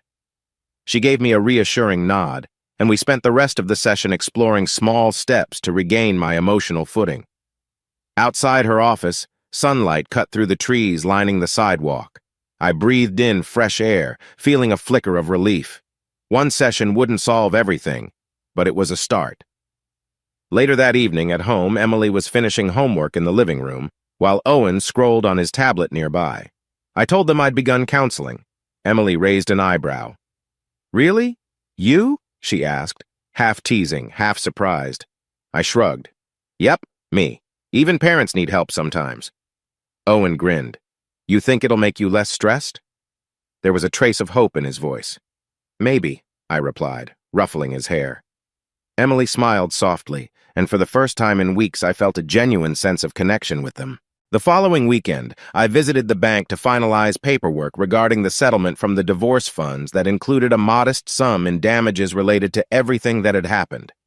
It wasn't life-changing money, but enough to ease the financial burdens, cover Emily and Owen's future college expenses, and maybe plan a real vacation soon. At the bank, I was greeted by a financial advisor named Denise. She walked me through the best ways to invest for the kids' education funds.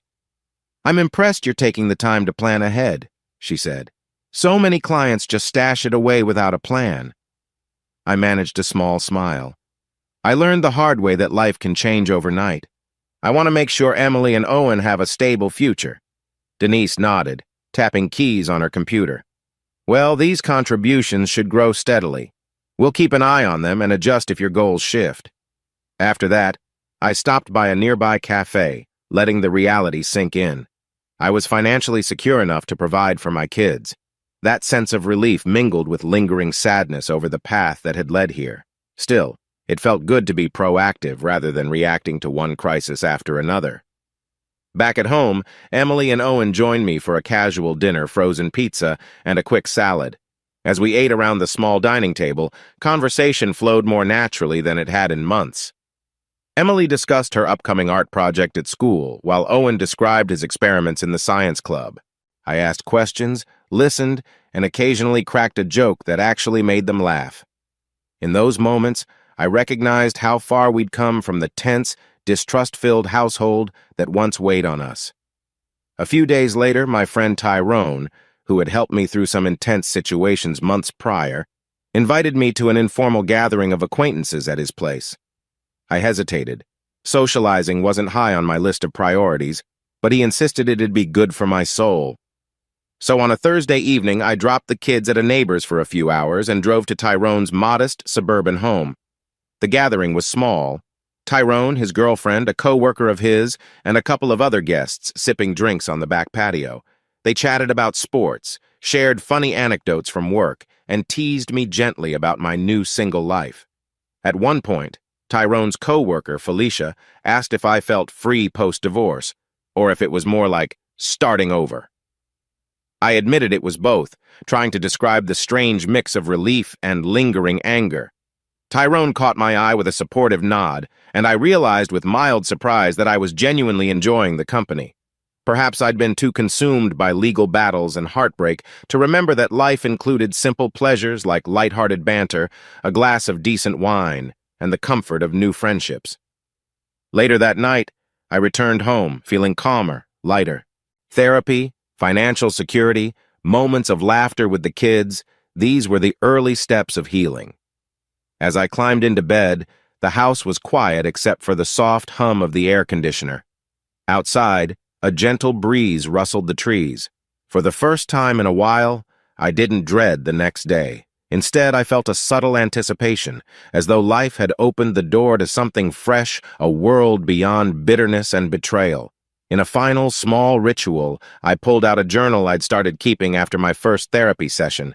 Scribbling a few lines about the day's events, I paused and wrote, "I'm not fixed, but I'm not broken either. I'm simply in transition." The words resonated. Closing the journal, I set it on my nightstand, lay back, and closed my eyes. Sleep found me quickly, dreams quieter than they'd been in a long time. The next step in my journey came unexpectedly during a brief getaway I never planned to take. I'd promised Emily and Owen a day trip out of town, somewhere we could explore without major commitments. We chose Lakewood Springs, a small lakeside community about 2 hours away. They had paddle boats, hiking trails, and a quaint marketplace. Perfect for a low-stress excursion. That Saturday, we piled into the car, setting off under a clear sky. Music played in the background as Emily and Owen lightly bickered over what radio station to choose. Eventually, we settled on a classic hits channel, and even I found myself tapping the steering wheel to old rock tunes. Upon arriving at Lakewood Springs, we decided to try the paddle boats first. The kids, enthused, hopped into one with squeals of excitement. I watched them push off from the dock, adjusting their life jackets, confident they could handle the calm waters. Meanwhile, I strolled along the pier, soaking in the crisp air. I meandered into a nearby cafe that overlooked the water, ordering a coffee and a simple pastry. The decor was homey wooden tables, strings of photos pinned to the walls. While waiting for my order, I noticed a woman at the corner table rummaging through her tote bag, a slight frown on her face. Her blonde hair was pulled into a loose ponytail, and she had a soft, open expression that suggested she might be friendly, if not currently preoccupied. We made eye contact for a split second, just enough for me to nod politely. She offered a polite, if weary, smile, then resumed her search. Moments later, a frustrated sigh escaped her lips. "I swear I had that receipt," she muttered, half to herself. Spurred by empathy, I stepped closer. "Looking for something important?" I asked. She glanced up, eyes showing a hint of embarrassment. "Yeah, a confirmation for a boat rental I booked online, but I can't seem to find the email on my phone." She shrugged, a little flustered. "I might have just lost the deposit if they insist on proof." I smiled, recalling how some places in Lakewood Springs were strict about reservations. "Maybe I can help? Sometimes toggling airplane mode on and off refreshes the phone's signal." A faint blush rose on her cheeks. Worth a try. She fiddled with her phone, and within a minute the email popped up. Her sigh of relief was audible. "You saved my day," she said, offering a friendlier grin. "I'm Victoria, by the way." "Archer," I replied, extending a hand. We shook. Her grip was firm, surprisingly confident. She asked if I was a local or just visiting.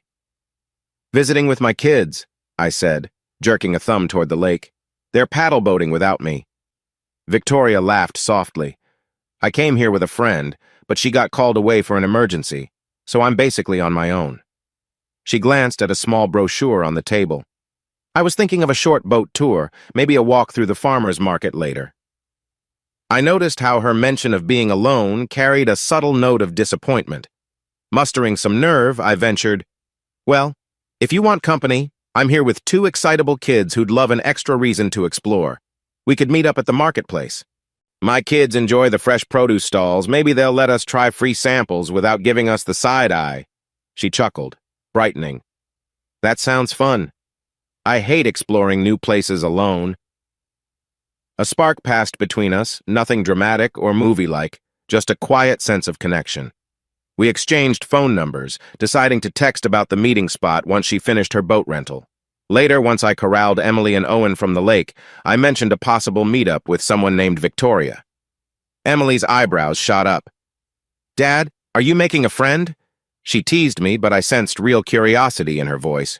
Owen nudged her, smirking. "Maybe Dad's going on a date," he whispered in an exaggerated tone. I rolled my eyes, ignoring the mild flush in my cheeks. "She's just someone I met, guys. Don't get any weird ideas." An hour later, we found ourselves wandering the bustling farmer's market. Bright stalls filled with fruits, artisanal cheeses, and homemade crafts. Owen and Emily darted around, sampling small treats. I kept scanning the crowd, unsure if Victoria would actually show.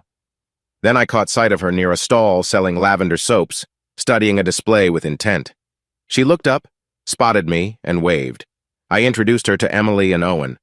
My daughter offered a polite hello, while Owen gave a sheepish grin, probably recalling his earlier teasing. Victoria greeted them warmly, asking about their favorite part of the lake so far. They immediately launched into tales of paddleboat races, leaving me with a moment to observe Victoria's genuine interest in their stories. We strolled among the stalls together. Occasionally, I noticed Emily watching me and Victoria out of the corner of her eye, a thoughtful expression on her face. Meanwhile, Owen peppered Victoria with questions about where she was from. "I'm from about an hour north," she explained. "I used to come here as a kid. Guess I was feeling nostalgic." At some point, Victoria and I drifted behind the kids. She smiled, leaning closer to me. "You have great kids," she said softly. "They seem curious and respectful." Pride swelled in my chest, mixed with a twinge of gratitude. "Thanks. We've had a rough time lately, but they're resilient." Her eyes flickered with understanding, as though she caught the hint of deeper struggles. The day slipped by in a pleasant rhythm, sampling local fudge, chatting with vendors.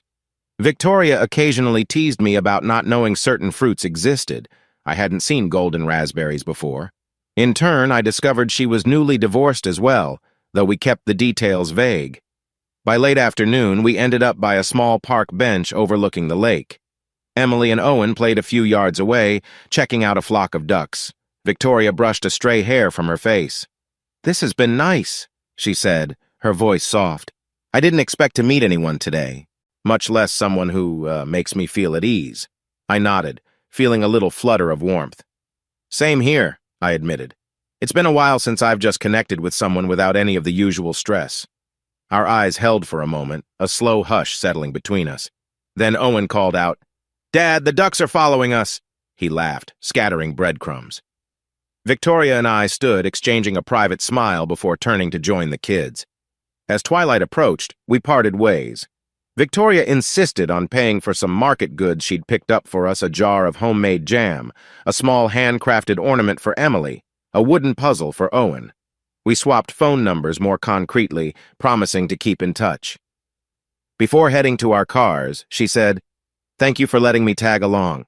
You've got a lovely family vibe, Archer." My chest tightened briefly, the word family reminding me of everything that had been lost. But this time, it didn't sting as badly, because maybe I realized new bonds could form, even if we tiptoed into them cautiously. "I'll text you," I said, meaning it. Driving home, Emily and Owen peppered me with questions. "She's nice. Are you going to see her again? Did she say anything about us?" I played it cool, but my heart felt lighter than it had in ages. They teased me relentlessly, but beneath their playful taunts, I sensed they were curious, perhaps even hopeful to see me smile again. That night, after tucking them in, I found myself scrolling through my phone, reading the short text Victoria had sent. "Thanks again for today. Let's talk soon." A small smile crept over my face, unbidden, and for the first time in a long while, I welcomed the flutter of possibility in my chest, a tender shoot pushing through the cracks of old heartbreak. Over the following week, Victoria and I exchanged a flurry of texts. We kept the tone light, silly memes, casual talk about our jobs, a few photos of scenic places around Lakewood Springs. It felt strangely refreshing to chat with someone without the looming weight of betrayal and legalities overshadowing every sentence. Of course, I didn't spill my entire history, nor did she. We were two people carefully exploring a new connection. One evening, after Emily and Owen had gone to bed, I settled onto the couch with my phone. Victoria had sent me a short message. "Busy weekend, or can we meet for coffee?" My heartbeat skipped. I typed back, "Let's do it. Where and when?" She suggested a cafe roughly halfway between her town and mine Monday morning. I was off work that day, and the kids would be in school, so it was perfect. I woke Monday with a blend of excitement and nerves. My self-talk was something like, "It's just coffee. Calm down." Still, the significance of meeting someone new, especially after the stormy end to my marriage, wasn't lost on me. Pulling on a casual shirt and jeans, I reminded myself that I wasn't seeking anything serious. Just a chance to see if the pleasant vibe from Lakewood Springs still existed in real life. The cafe, named Hazelwood Roasters, was tucked into a small strip mall. A subtle aroma of roasted beans drifted through the air as I parked. Inside, warm lights and reclaimed wood decor created a cozy feel. Victoria was already there at a corner table, waving when she spotted me. She wore a light cardigan over a simple tank top, looking relaxed yet polished. We ordered coffees. She liked a vanilla latte. I stuck to a plain black brew. Initially, the conversation circled the typical first-meeting pleasantries. Favorite coffee flavors, random weather observations, weekend routines. But as the minutes passed, we gradually ventured into deeper waters. She described how her marriage had ended about a year ago. Her ex-husband had moved across the country, leaving her with sporadic contact. No children were involved, which made certain aspects simpler, though she'd battled loneliness. I nodded, empathizing but careful not to overshadow her story with my own. She asked about my divorce, and I offered a pared-down version. We grew apart, she made choices, and it got messy. Now it's over. I skipped the more harrowing details. Despite that, I think she sensed there was a lot I wasn't saying. We chatted for nearly 2 hours, shifting from serious topics to random bits of humor. When I mentioned how Emily and Owen teased me for meeting someone new, Victoria laughed. I can imagine. Kids can be brutally honest. I smiled, picturing my two conspirators. You have no idea, I said, rolling my eyes affectionately. After finishing our coffee, neither of us seemed eager to leave. Eventually, Victoria suggested a short walk in a nearby park to continue talking. The park was small but had a pond with ducks, almost a comedic echo of our Lakewood Springs encounter. We strolled on a gravel path, occasionally pausing to watch dog walkers or admire colorful flower beds. At one point, she hesitated, biting her lip. I like talking with you, she admitted softly. It feels comfortable, which is unusual this soon. My heart fluttered in a gentle, unfamiliar way. I feel the same, I said. It's nice to connect with someone who's not part of the drama I left behind. She nodded thoughtfully. Still, I'm sure there are complications. You have kids, and you've been through a lot. She carefully avoided naming the affair or the legal battles. I don't want to rush or intrude. Warm gratitude flickered inside me. Her sensitivity was refreshing. I appreciate that, I replied. And yes, life's complicated. But I'm trying to move forward. Therapy, focusing on the kids, building a new routine. Meeting you is an unexpected bright spot. Our conversation lingered there in a shared acknowledgement of cautious hope. As we parted ways by our cars, Victoria smiled, a subtle warmth in her eyes. We should do this again, she said, more statement than question. My agreement was immediate. Definitely. That evening, after the kids were in bed, I found myself recounting the meetup in my journal, amazed at how a single coffee date could kindle such a sense of possibility. Yet a small voice cautioned me. Remember what happened last time you trusted someone fully. I refused to let fear dictate my life, though, promising myself I'd be open but also wise. In the following days, we texted more frequently, little morning greetings, updates on our day. We discovered shared tastes in music, 90s alternative rock, mellow acoustic folk. She sent me a link to a local musician's concert, hinting it might be fun to attend together. My chest felt light whenever her name popped up on my phone. Emily noticed, smirking knowingly. Owen teased that I was back in high school, glued to my phone. I took their ribbing in stride. Still, a nagging worry tugged at me. What if my ex-wife's drama resurfaces? Daphne was out of the immediate picture, but who's to say she wouldn't flare up again, or that Morgan might cause trouble from wherever he was facing his legal issues? I tried to compartmentalize, focusing on the present, on my kids, my mental health, and this budding connection with Victoria. One afternoon, Tyrone dropped by with pizza, hoping to catch the game on TV. Between mouthfuls of pepperoni, he glanced at me shrewdly. "You're humming," he said, eyebrows raised. "Since when do you hum?" I realized I had been indeed humming an upbeat tune. I shrugged, feigning nonchalance. He chuckled. "Must be that new spark in your life."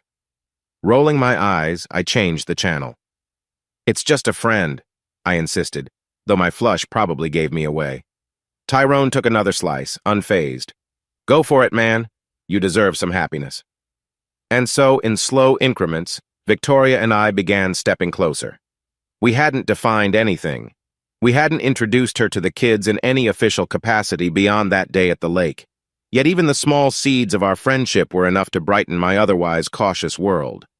I recognized that forging a new relationship meant exposing vulnerabilities again. But maybe that was okay, provided we took it one careful step at a time. At night, in those quiet moments before sleep, my mind wandered to memories of betrayal and heartbreak. Yet they were tempered now by the prospect of something new, a flicker of hope that I, Archer Daniels, might have a chance at genuine drama-free companionship. And the best part? My kids seemed to sense it too, offering sly winks and playful jabs instead of worried glances. In that subtle acceptance, I found renewed courage to keep moving forward. A few weeks slipped by, and Victoria and I discovered a comfortable rhythm of communication.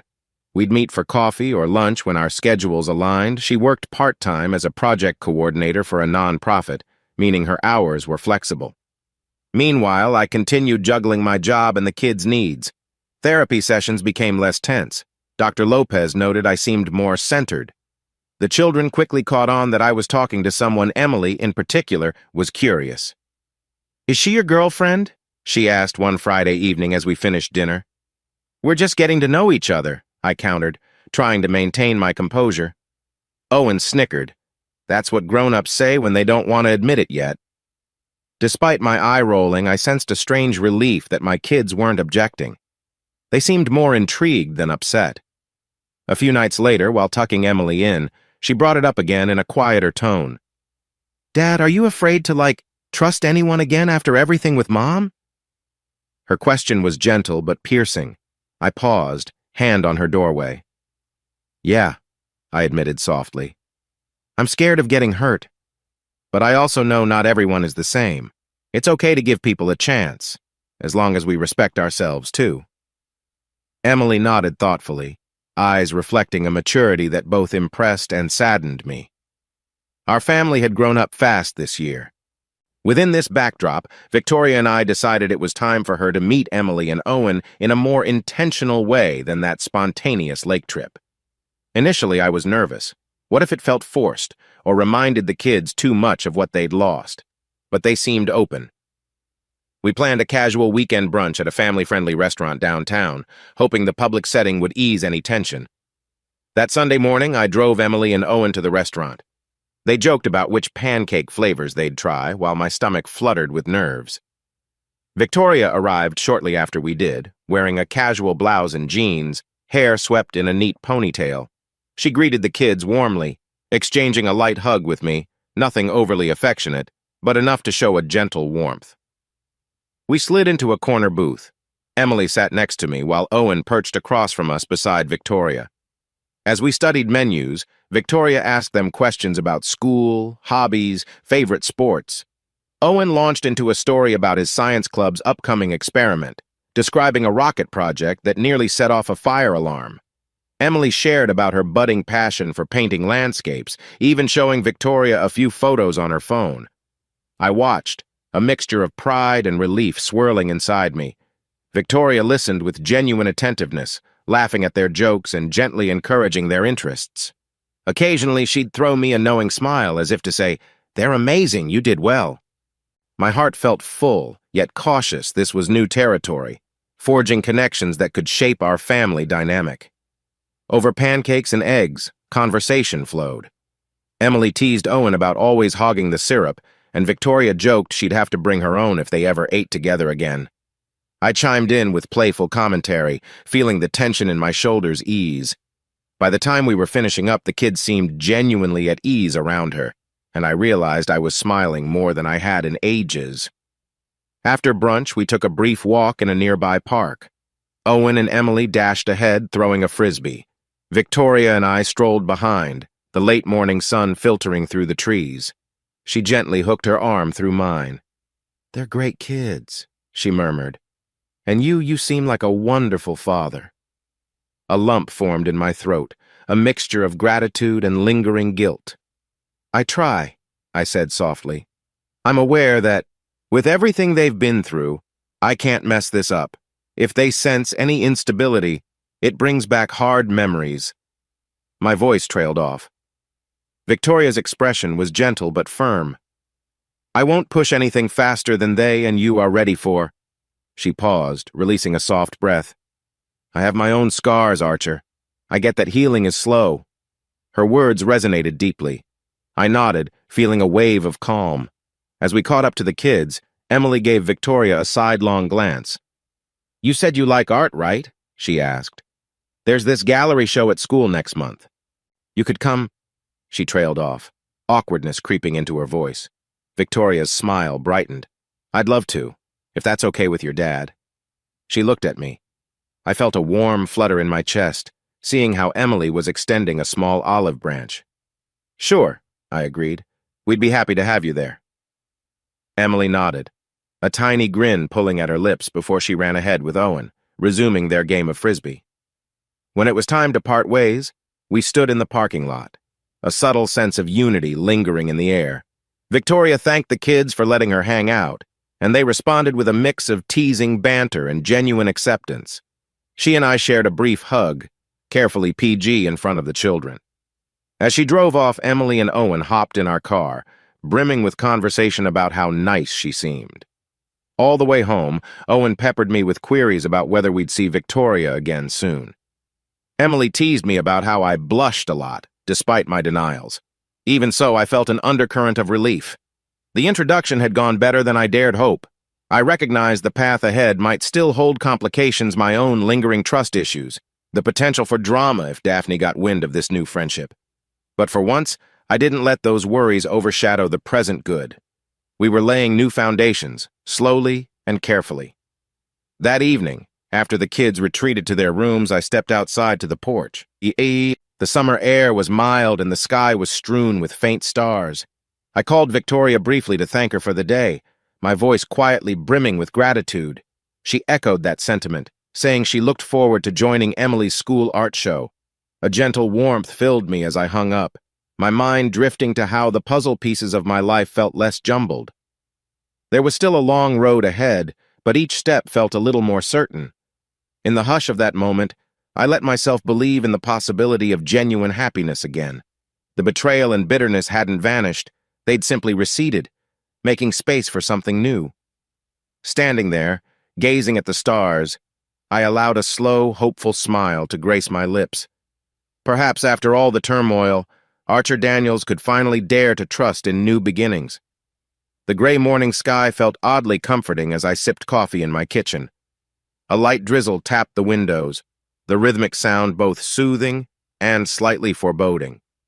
Emily and Owen were already off to school, leaving the house still and quiet, a rare moment for me to reflect before the day's demands. My phone buzzed, snapping me from my reverie. A text from Gabriel, my ex-father-in-law, blinked on the screen. Archer, there's a letter here from Morgan addressed to you. Daphne says it arrived at our place by mistake. Not sure what he wants, but it's postmarked from prison. A shudder crawled up my spine. I hadn't heard Morgan's name in a while. He was the last living thread to the bitter betrayal that shattered my marriage. He'd been out of sight for months, presumably dealing with the legal consequences of his past actions. Part of me wished he would remain silent forever, but apparently he had other plans. I typed a cautious reply. Thanks for letting me know. You can send it my way or toss it if you prefer. Less than a minute later, Gabriel responded, Daphne insists I give it to you. I'll mail it today. I set my phone aside, exhaling slowly.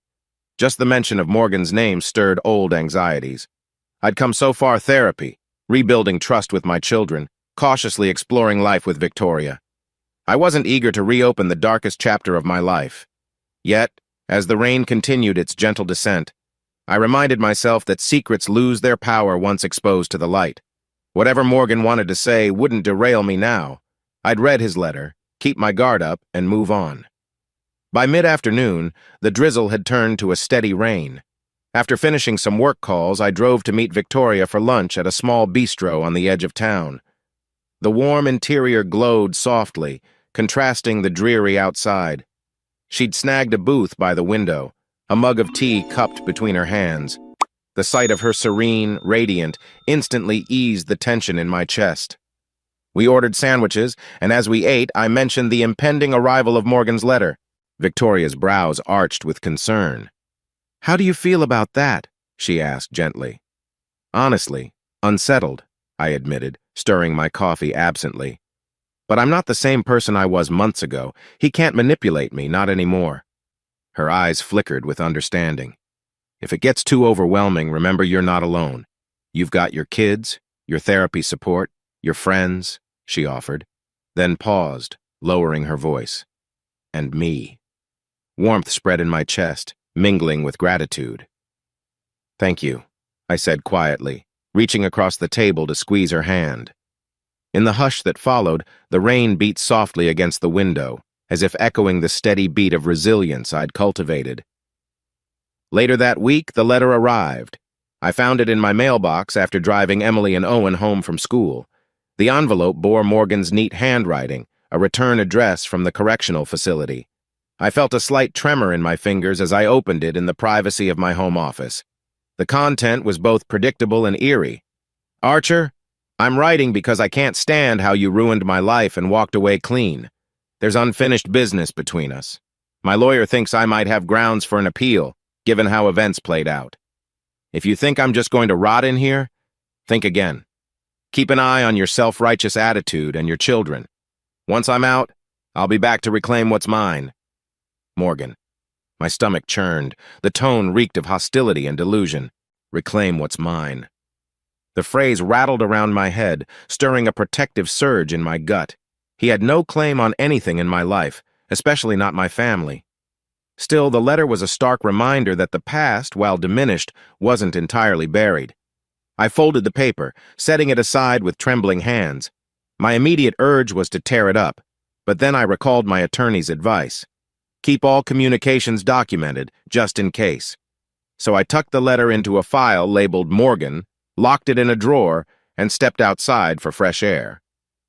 Evening arrived, and with it came the usual clatter of domestic life, Emily doing homework at the dining table, Owen rummaging through the fridge for a snack. I kept my composure, not wanting to unsettle them.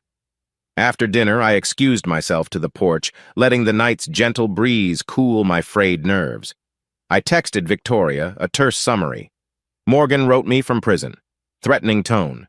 She replied immediately, urging me to stay calm and contact my lawyer if needed. Steeling myself, I decided to call Georgia Kim. She listened patiently, then advised I forward her a copy of the letter. "If he's making threats, even subtle ones, it's worth noting," she said. "But remember, he's still serving time. An appeal isn't guaranteed. Don't let him bully you from behind bars." Her confidence bolstered me. After the call, I lingered on the porch steps, gazing at the moonlit yard. The ghost of Morgan's presence still hovered, but it no longer felt like a shadow I couldn't shake. I'd built a new life after the devastation he helped unleash. I wasn't about to let him unravel it now. Days passed without further word from him. The letter grew distant in my mind. Daphne's parents occasionally updated me on her situation. She remained under counseling, sending sporadic messages of regret. I kept my distance. Empathy for her condition didn't negate the boundaries I needed. In quiet moments, I caught myself reflecting on how drastically life had changed. Yet the strangest part was that I felt more in control, more at peace than I had in years. Even a prison letter threat from my ex-wife's affair partner couldn't uproot the stability I'd fought so hard to establish. One evening, Emily approached me with a letter of her own, an acceptance letter to a regional art exhibition for high school students. Her eyes gleamed with excitement as she explained she'd be displaying 2 paintings. I beamed with pride, hugging her. Meanwhile, Owen congratulated his sister with a playful nudge, though he was already deep in planning his next science fair project. Life was moving forward, carrying the faint scars of old wounds but blossoming with fresh milestones. The remnants of the past still existed, Morgan's letter, Daphne's guilt, even my own memories of betrayal, but they were no longer the central force in our lives. I found solace in that truth, letting it guide my every step into the uncertain but hopeful future. A crisp wind whipped across the soccer field, ruffling the bright flags that marked the sidelines. Owen, wearing his uniform, jogged in circles with his teammates, warming up before their weekend match. I sat in the bleachers alongside Emily and Victoria, eager to watch Owen play. The autumn sun peeked through clouds, promising a pleasant day. Weeks had passed since Morgan's ominous letter arrived, and though I remained vigilant, his threats had receded to a low hum of concern. As for Daphne, she'd maintained a polite distance, focusing on her therapy. Through Gabriel, she occasionally inquired about the children's well-being, but her involvement remained minimal and supervised. In the bleachers, Victoria chatted amiably with Emily about the upcoming art exhibition. The casual ease between them warmed my heart. It wasn't forced or rushed. Each new interaction felt like a subtle weaving of threads, tying our little group closer together. During the match, Owen scored a goal, prompting a wave of cheers from the stands. I leapt up, nearly toppling over the bleacher rail in excitement, and Emily and Victoria both laughed at my enthusiasm. When halftime arrived, Owen darted over, breathless and grinning. "You see that shot, Dad?" He high-fived me, then turned to Emily, who ruffled his sweaty hair. Victoria offered him a bottle of water and a sweet, "Great job, star player." He gulped it down, beaming. I watched with quiet amazement at how naturally she fit into these family moments. Of course, she wasn't a replacement for their mother, but her genuine care helped fill gaps of warmth and support that had been lacking. After the match, we piled into my car. The kids insisted on celebrating Owen's victory with milkshakes, so Victoria joined us at a small diner. Conversation flowed as Emily teased Owen about missing an easy shot in the second half while he defended himself with comedic exaggerations. Victoria occasionally asked them questions, learning new details about their day-to-day lives. She confessed she'd never been a big sports person, but admitted, "Watching you play is so much fun, Owen." I chimed in with a grin. "She's right. You're unstoppable out there." Owen puffed his chest, slurping his milkshake with comedic pride. Eventually, we dropped Victoria at her car, promising to see each other soon. As we drove home, the kids teased me relentlessly about how I'd been smiling all afternoon. I took their humor in stride, grateful they seemed genuinely happy.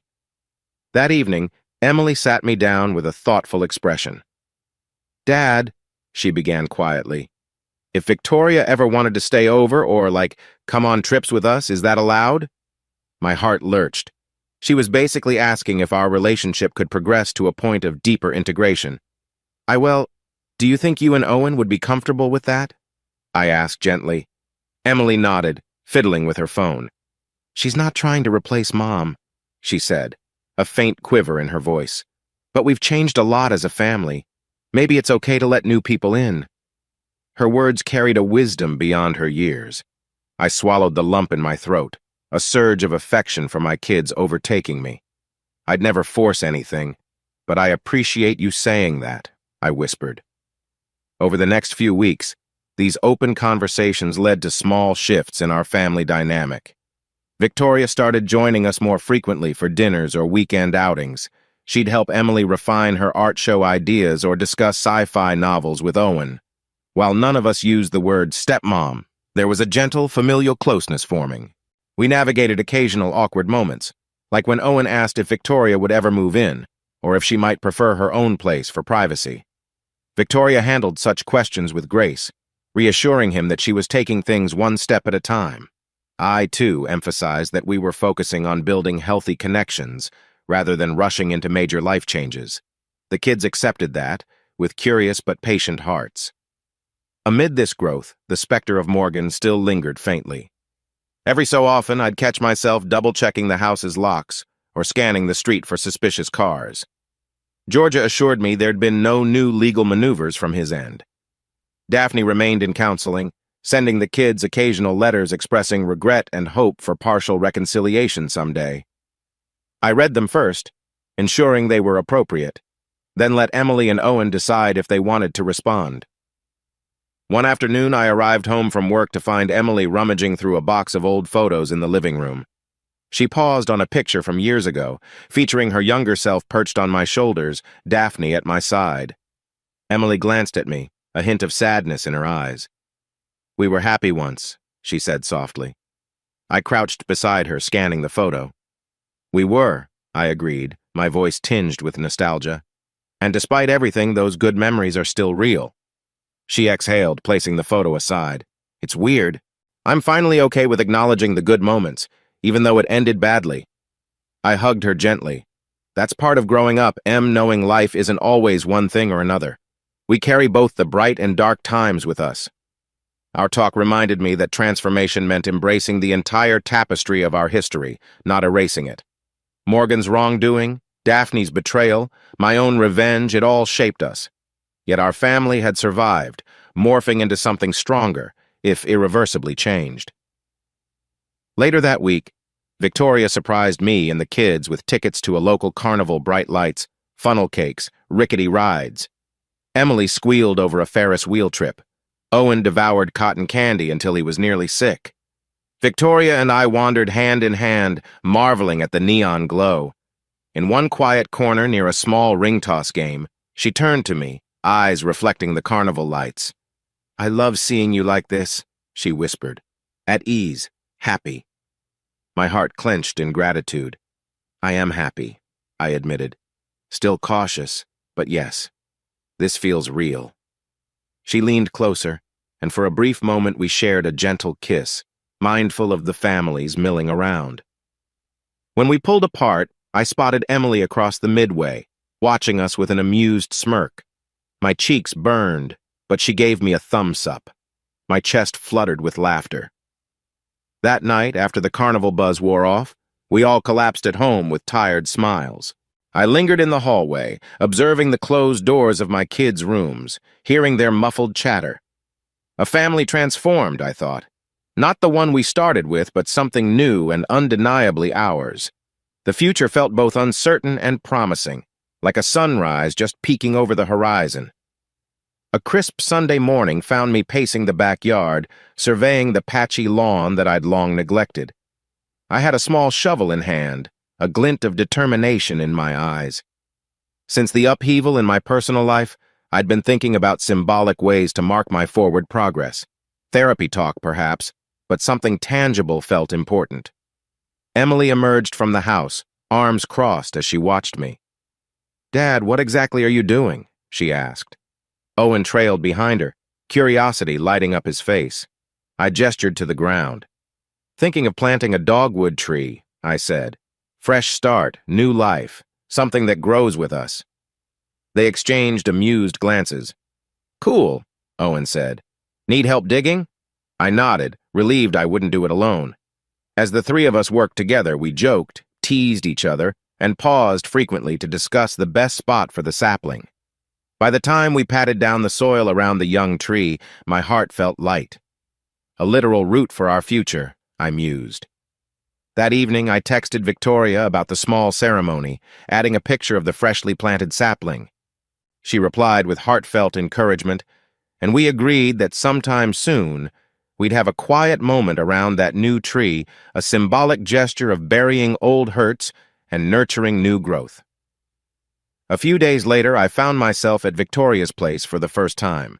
She lived in a cozy, two-story home nestled near a wooded area. The interior felt welcoming.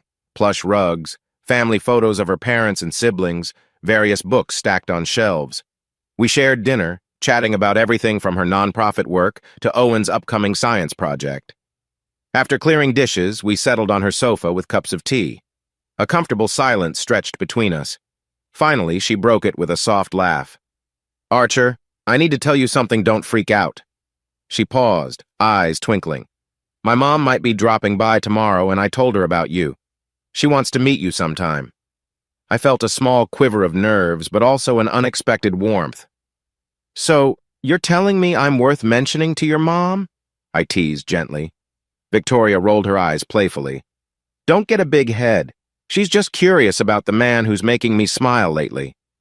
The exchange felt intimate, a quiet testament to how far we'd come. I nodded, seriousness creeping into my voice. "I'd be honored to meet her someday, as long as you're comfortable with it."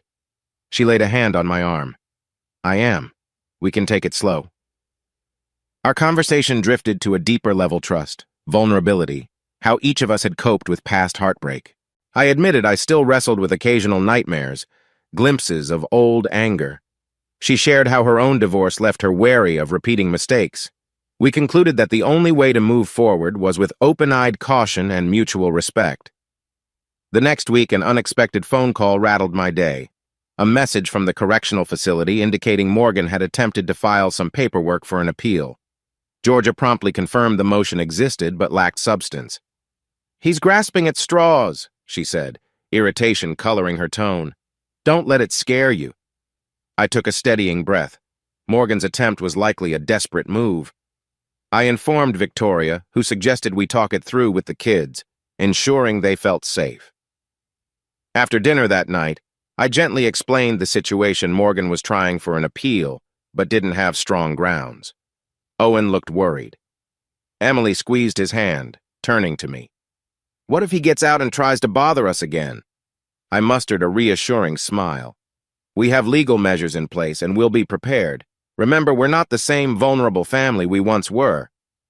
Emily nodded, relief in her eyes. Owen still seemed anxious, but eventually, he let me pull him into a comforting hug. The following weekend, Victoria and I decided to take a leap of faith by planning a short trip with Emily and Owen. Nothing fancy, just a few days in a rented cabin near some hiking trails. When I floated the idea to my kids, they reacted with cautious excitement, realizing it marked a significant step in forging a shared life. Driving up to the cabin, the car was filled with playful bickering about which music to play, occasional laughs, and the hum of possibility. The cabin itself was small but charming, nestled among pine trees. Victoria arrived in her own car, carrying groceries and a bright smile. Over the next few days, we hiked, grilled simple meals, and spent evenings playing card games by a crackling fireplace. On the second night, while the kids dozed off in their respective rooms, Victoria and I lingered in the living area, enveloped by the warm glow of the fire. She stretched her legs, gazing at me with a softness that made my pulse flutter. Slowly, she leaned closer, resting her head on my shoulder. For a while, we just listened to the crackle of flames, the hush of pine branches outside. When I finally spoke, my voice was hushed, but steady. "This trip being here with you, and them, it feels like the beginning of something real." She lifted her head, eyes reflecting the firelight. "I feel it too," she whispered. I shifted, pressing a gentle kiss to her temple, mindful not to wake the kids. In that moment, I sensed the last fragments of my old defenses melting away. It was indeed a leap of faith, trusting her, trusting myself, trusting that life could bring joy again. Before we left the cabin, we took a family photo. The four of us stood in front of a tall pine, arms linked. Emily jokingly insisted we wear matching flannel shirts, which we managed to pull off with minimal embarrassment. As the camera clicked, I caught a flicker of emotion in my chest, a blend of peace and hope. This snapshot, I realized, would someday remind me of the exact moment I chose to embrace my future wholeheartedly. On the drive back, I thought about Morgan's appeal, the echoes of Daphne's sorrow, and the possibilities with Victoria. Everything felt precarious yet vibrant, as though I stood on the edge of a canyon, aware of past injuries but ready to jump forward, confident I wouldn't fall this time. The notion both frightened and thrilled me. Perhaps that's what growth looks like. Acknowledging risk and stepping out anyway, heartbeat quickening, eyes open wide. Autumn gradually surrendered to winter, a silent shift marked by frosty mornings and early sunsets. Emily's art exhibition came and went, a resounding success with her paintings receiving glowing feedback. Owen delved deeper into science projects, his bedroom often cluttered with half-built contraptions. Through it all, Victoria remained a steady presence, a friend, a confidant, and increasingly, a cherished partner. By late December, I stood in the backyard once more, gazing at the dogwood tree we'd planted. Its leaves had fallen, leaving bare branches that cut slender silhouettes against the waning sky. Emily wandered outside, hands tucked into her jacket pockets. "The tree looks a little sad," she remarked softly. I slipped an arm around her shoulders. "Winter's tough, but come spring, it'll bloom," I assured. She nodded, leaning her head against me. "Kind of like us," she said, voice quiet. "We went through a brutal season, but now I think we're all healing." A tender ache bloomed in my chest. Yes, we are. A few days later, a small but meaningful ceremony took shape. I'd wanted a private moment to relinquish any remaining anger literally and metaphorically. We'd decided to bury certain symbolic items near the dogwood's roots. Old letters of pain, torn documents from the court battles, scraps that held too many dark memories. As dusk approached, I knelt at the base of the tree. Emily and Owen stood beside me, each holding a folded note they'd written words of release or forgiveness. I wasn't sure. Victoria observed from a short distance, a gentle smile on her face, respecting this family ritual. In the hush of twilight, we dug a shallow hole and placed those items inside. I whispered a quiet vow. We let go, we move on. Then we covered them with soil, exhaling as though a weight lifted from our shoulders. Afterward, we lit small paper lanterns, setting them adrift in the cold evening air. The lanterns bobbed upward, carrying flickers of light into a starless sky. Owen marveled at how they drifted, while Emily tucked her arm through mine, sighing contentedly. In the weeks that followed, my relationship with Victoria deepened. We discussed the idea of a more permanent arrangement, perhaps living closer, or even moving in together someday. Emily and Owen took the prospect in stride, though I reassured them nothing would happen until we were all ready. Victoria herself remained patient, never pressuring, always open to hearing the kids' feelings. Then came a final wrap-up with Georgia Kim. She called to say Morgan's appeal had been rejected outright due to insufficient grounds. "He's stuck in there for his full sentence," she announced with relief. "That means no more looming threats." I thanked her, head spinning with gratitude. It felt like the last loose end from the darkest chapters of my life had finally knotted itself closed. For good. Not long after, Daphne mailed me a short letter. I debated ignoring it, but curiosity won out. It read simply, "Archer, I'm sorry for everything. I'm trying to improve, for the kids' sake, and for myself. I won't intrude or ask for your forgiveness, but know I regret how things ended. If we can ever co-parent in a healthier way, I'd like that. Daphne." I stared at her neat handwriting for a long moment. A swirl of memories, some tender, most painful, drifted through my mind. Ultimately, I tucked the note into a folder.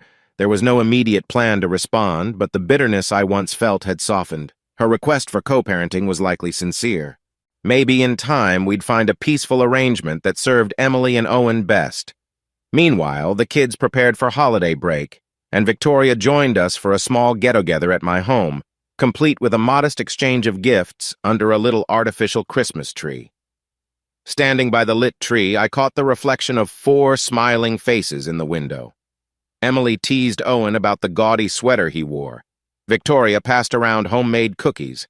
For a heartbeat, I felt an overwhelming wave of gratitude. This was a new kind of family, forged in the fires of betrayal, yet reborn with surprising warmth. As the evening winded down, we lingered in the living room, chatting quietly while the kids played a board game on the rug. Victoria reached for my hand. "What do you see for us?" she asked softly, her tone curious rather than demanding. I considered, eyes flicking to the children. "I see a future," I replied, voice low. "One where we keep growing, healing. Maybe it's not picture perfect, but it's real." She smiled, squeezing my hand. "Real is all I want." Days slipped into a comforting routine. My therapy sessions became less frequent check-ins rather than crisis management. Work balanced out, giving me time to truly be present for Emily and Owen. My nightmares of betrayal faded, replaced by cautious optimism. Eventually, as the first buds of spring appeared, I found myself walking by the dogwood tree once more. Tiny green shoots were popping up on the branches. I recalled that night we buried our pain, releasing the weight of old memories. The kids joined me, marveling at how the tree had survived winter's chill. "Just like us," Owen quipped, repeating Emily's earlier analogy with a grin. I wrapped an arm around them both. "Come on," I said, voice thick with emotion. "Let's show Victoria how our little tree is doing." As we headed inside, I realized how simply content I was, a sense of peace that had eluded me for so long. The horizon felt open, dotted with possibilities that beckoned me forward. And so, in that sunlit yard, I recognized the close of one chapter and the dawn of another. The betrayal that once dominated my life had receded into a bittersweet memory, overshadowed by healing, renewed trust, and genuine hope. The future still held challenges, no doubt, but we stood on surer footing now. With my children at my side and Victoria's unwavering support, I was ready, truly ready for whatever lay ahead. Hey, listeners of Lady Cheating Tales, if you loved today's story, make sure to hit subscribe and turn on notifications. We've got more thrilling tales on the way, so don't miss out.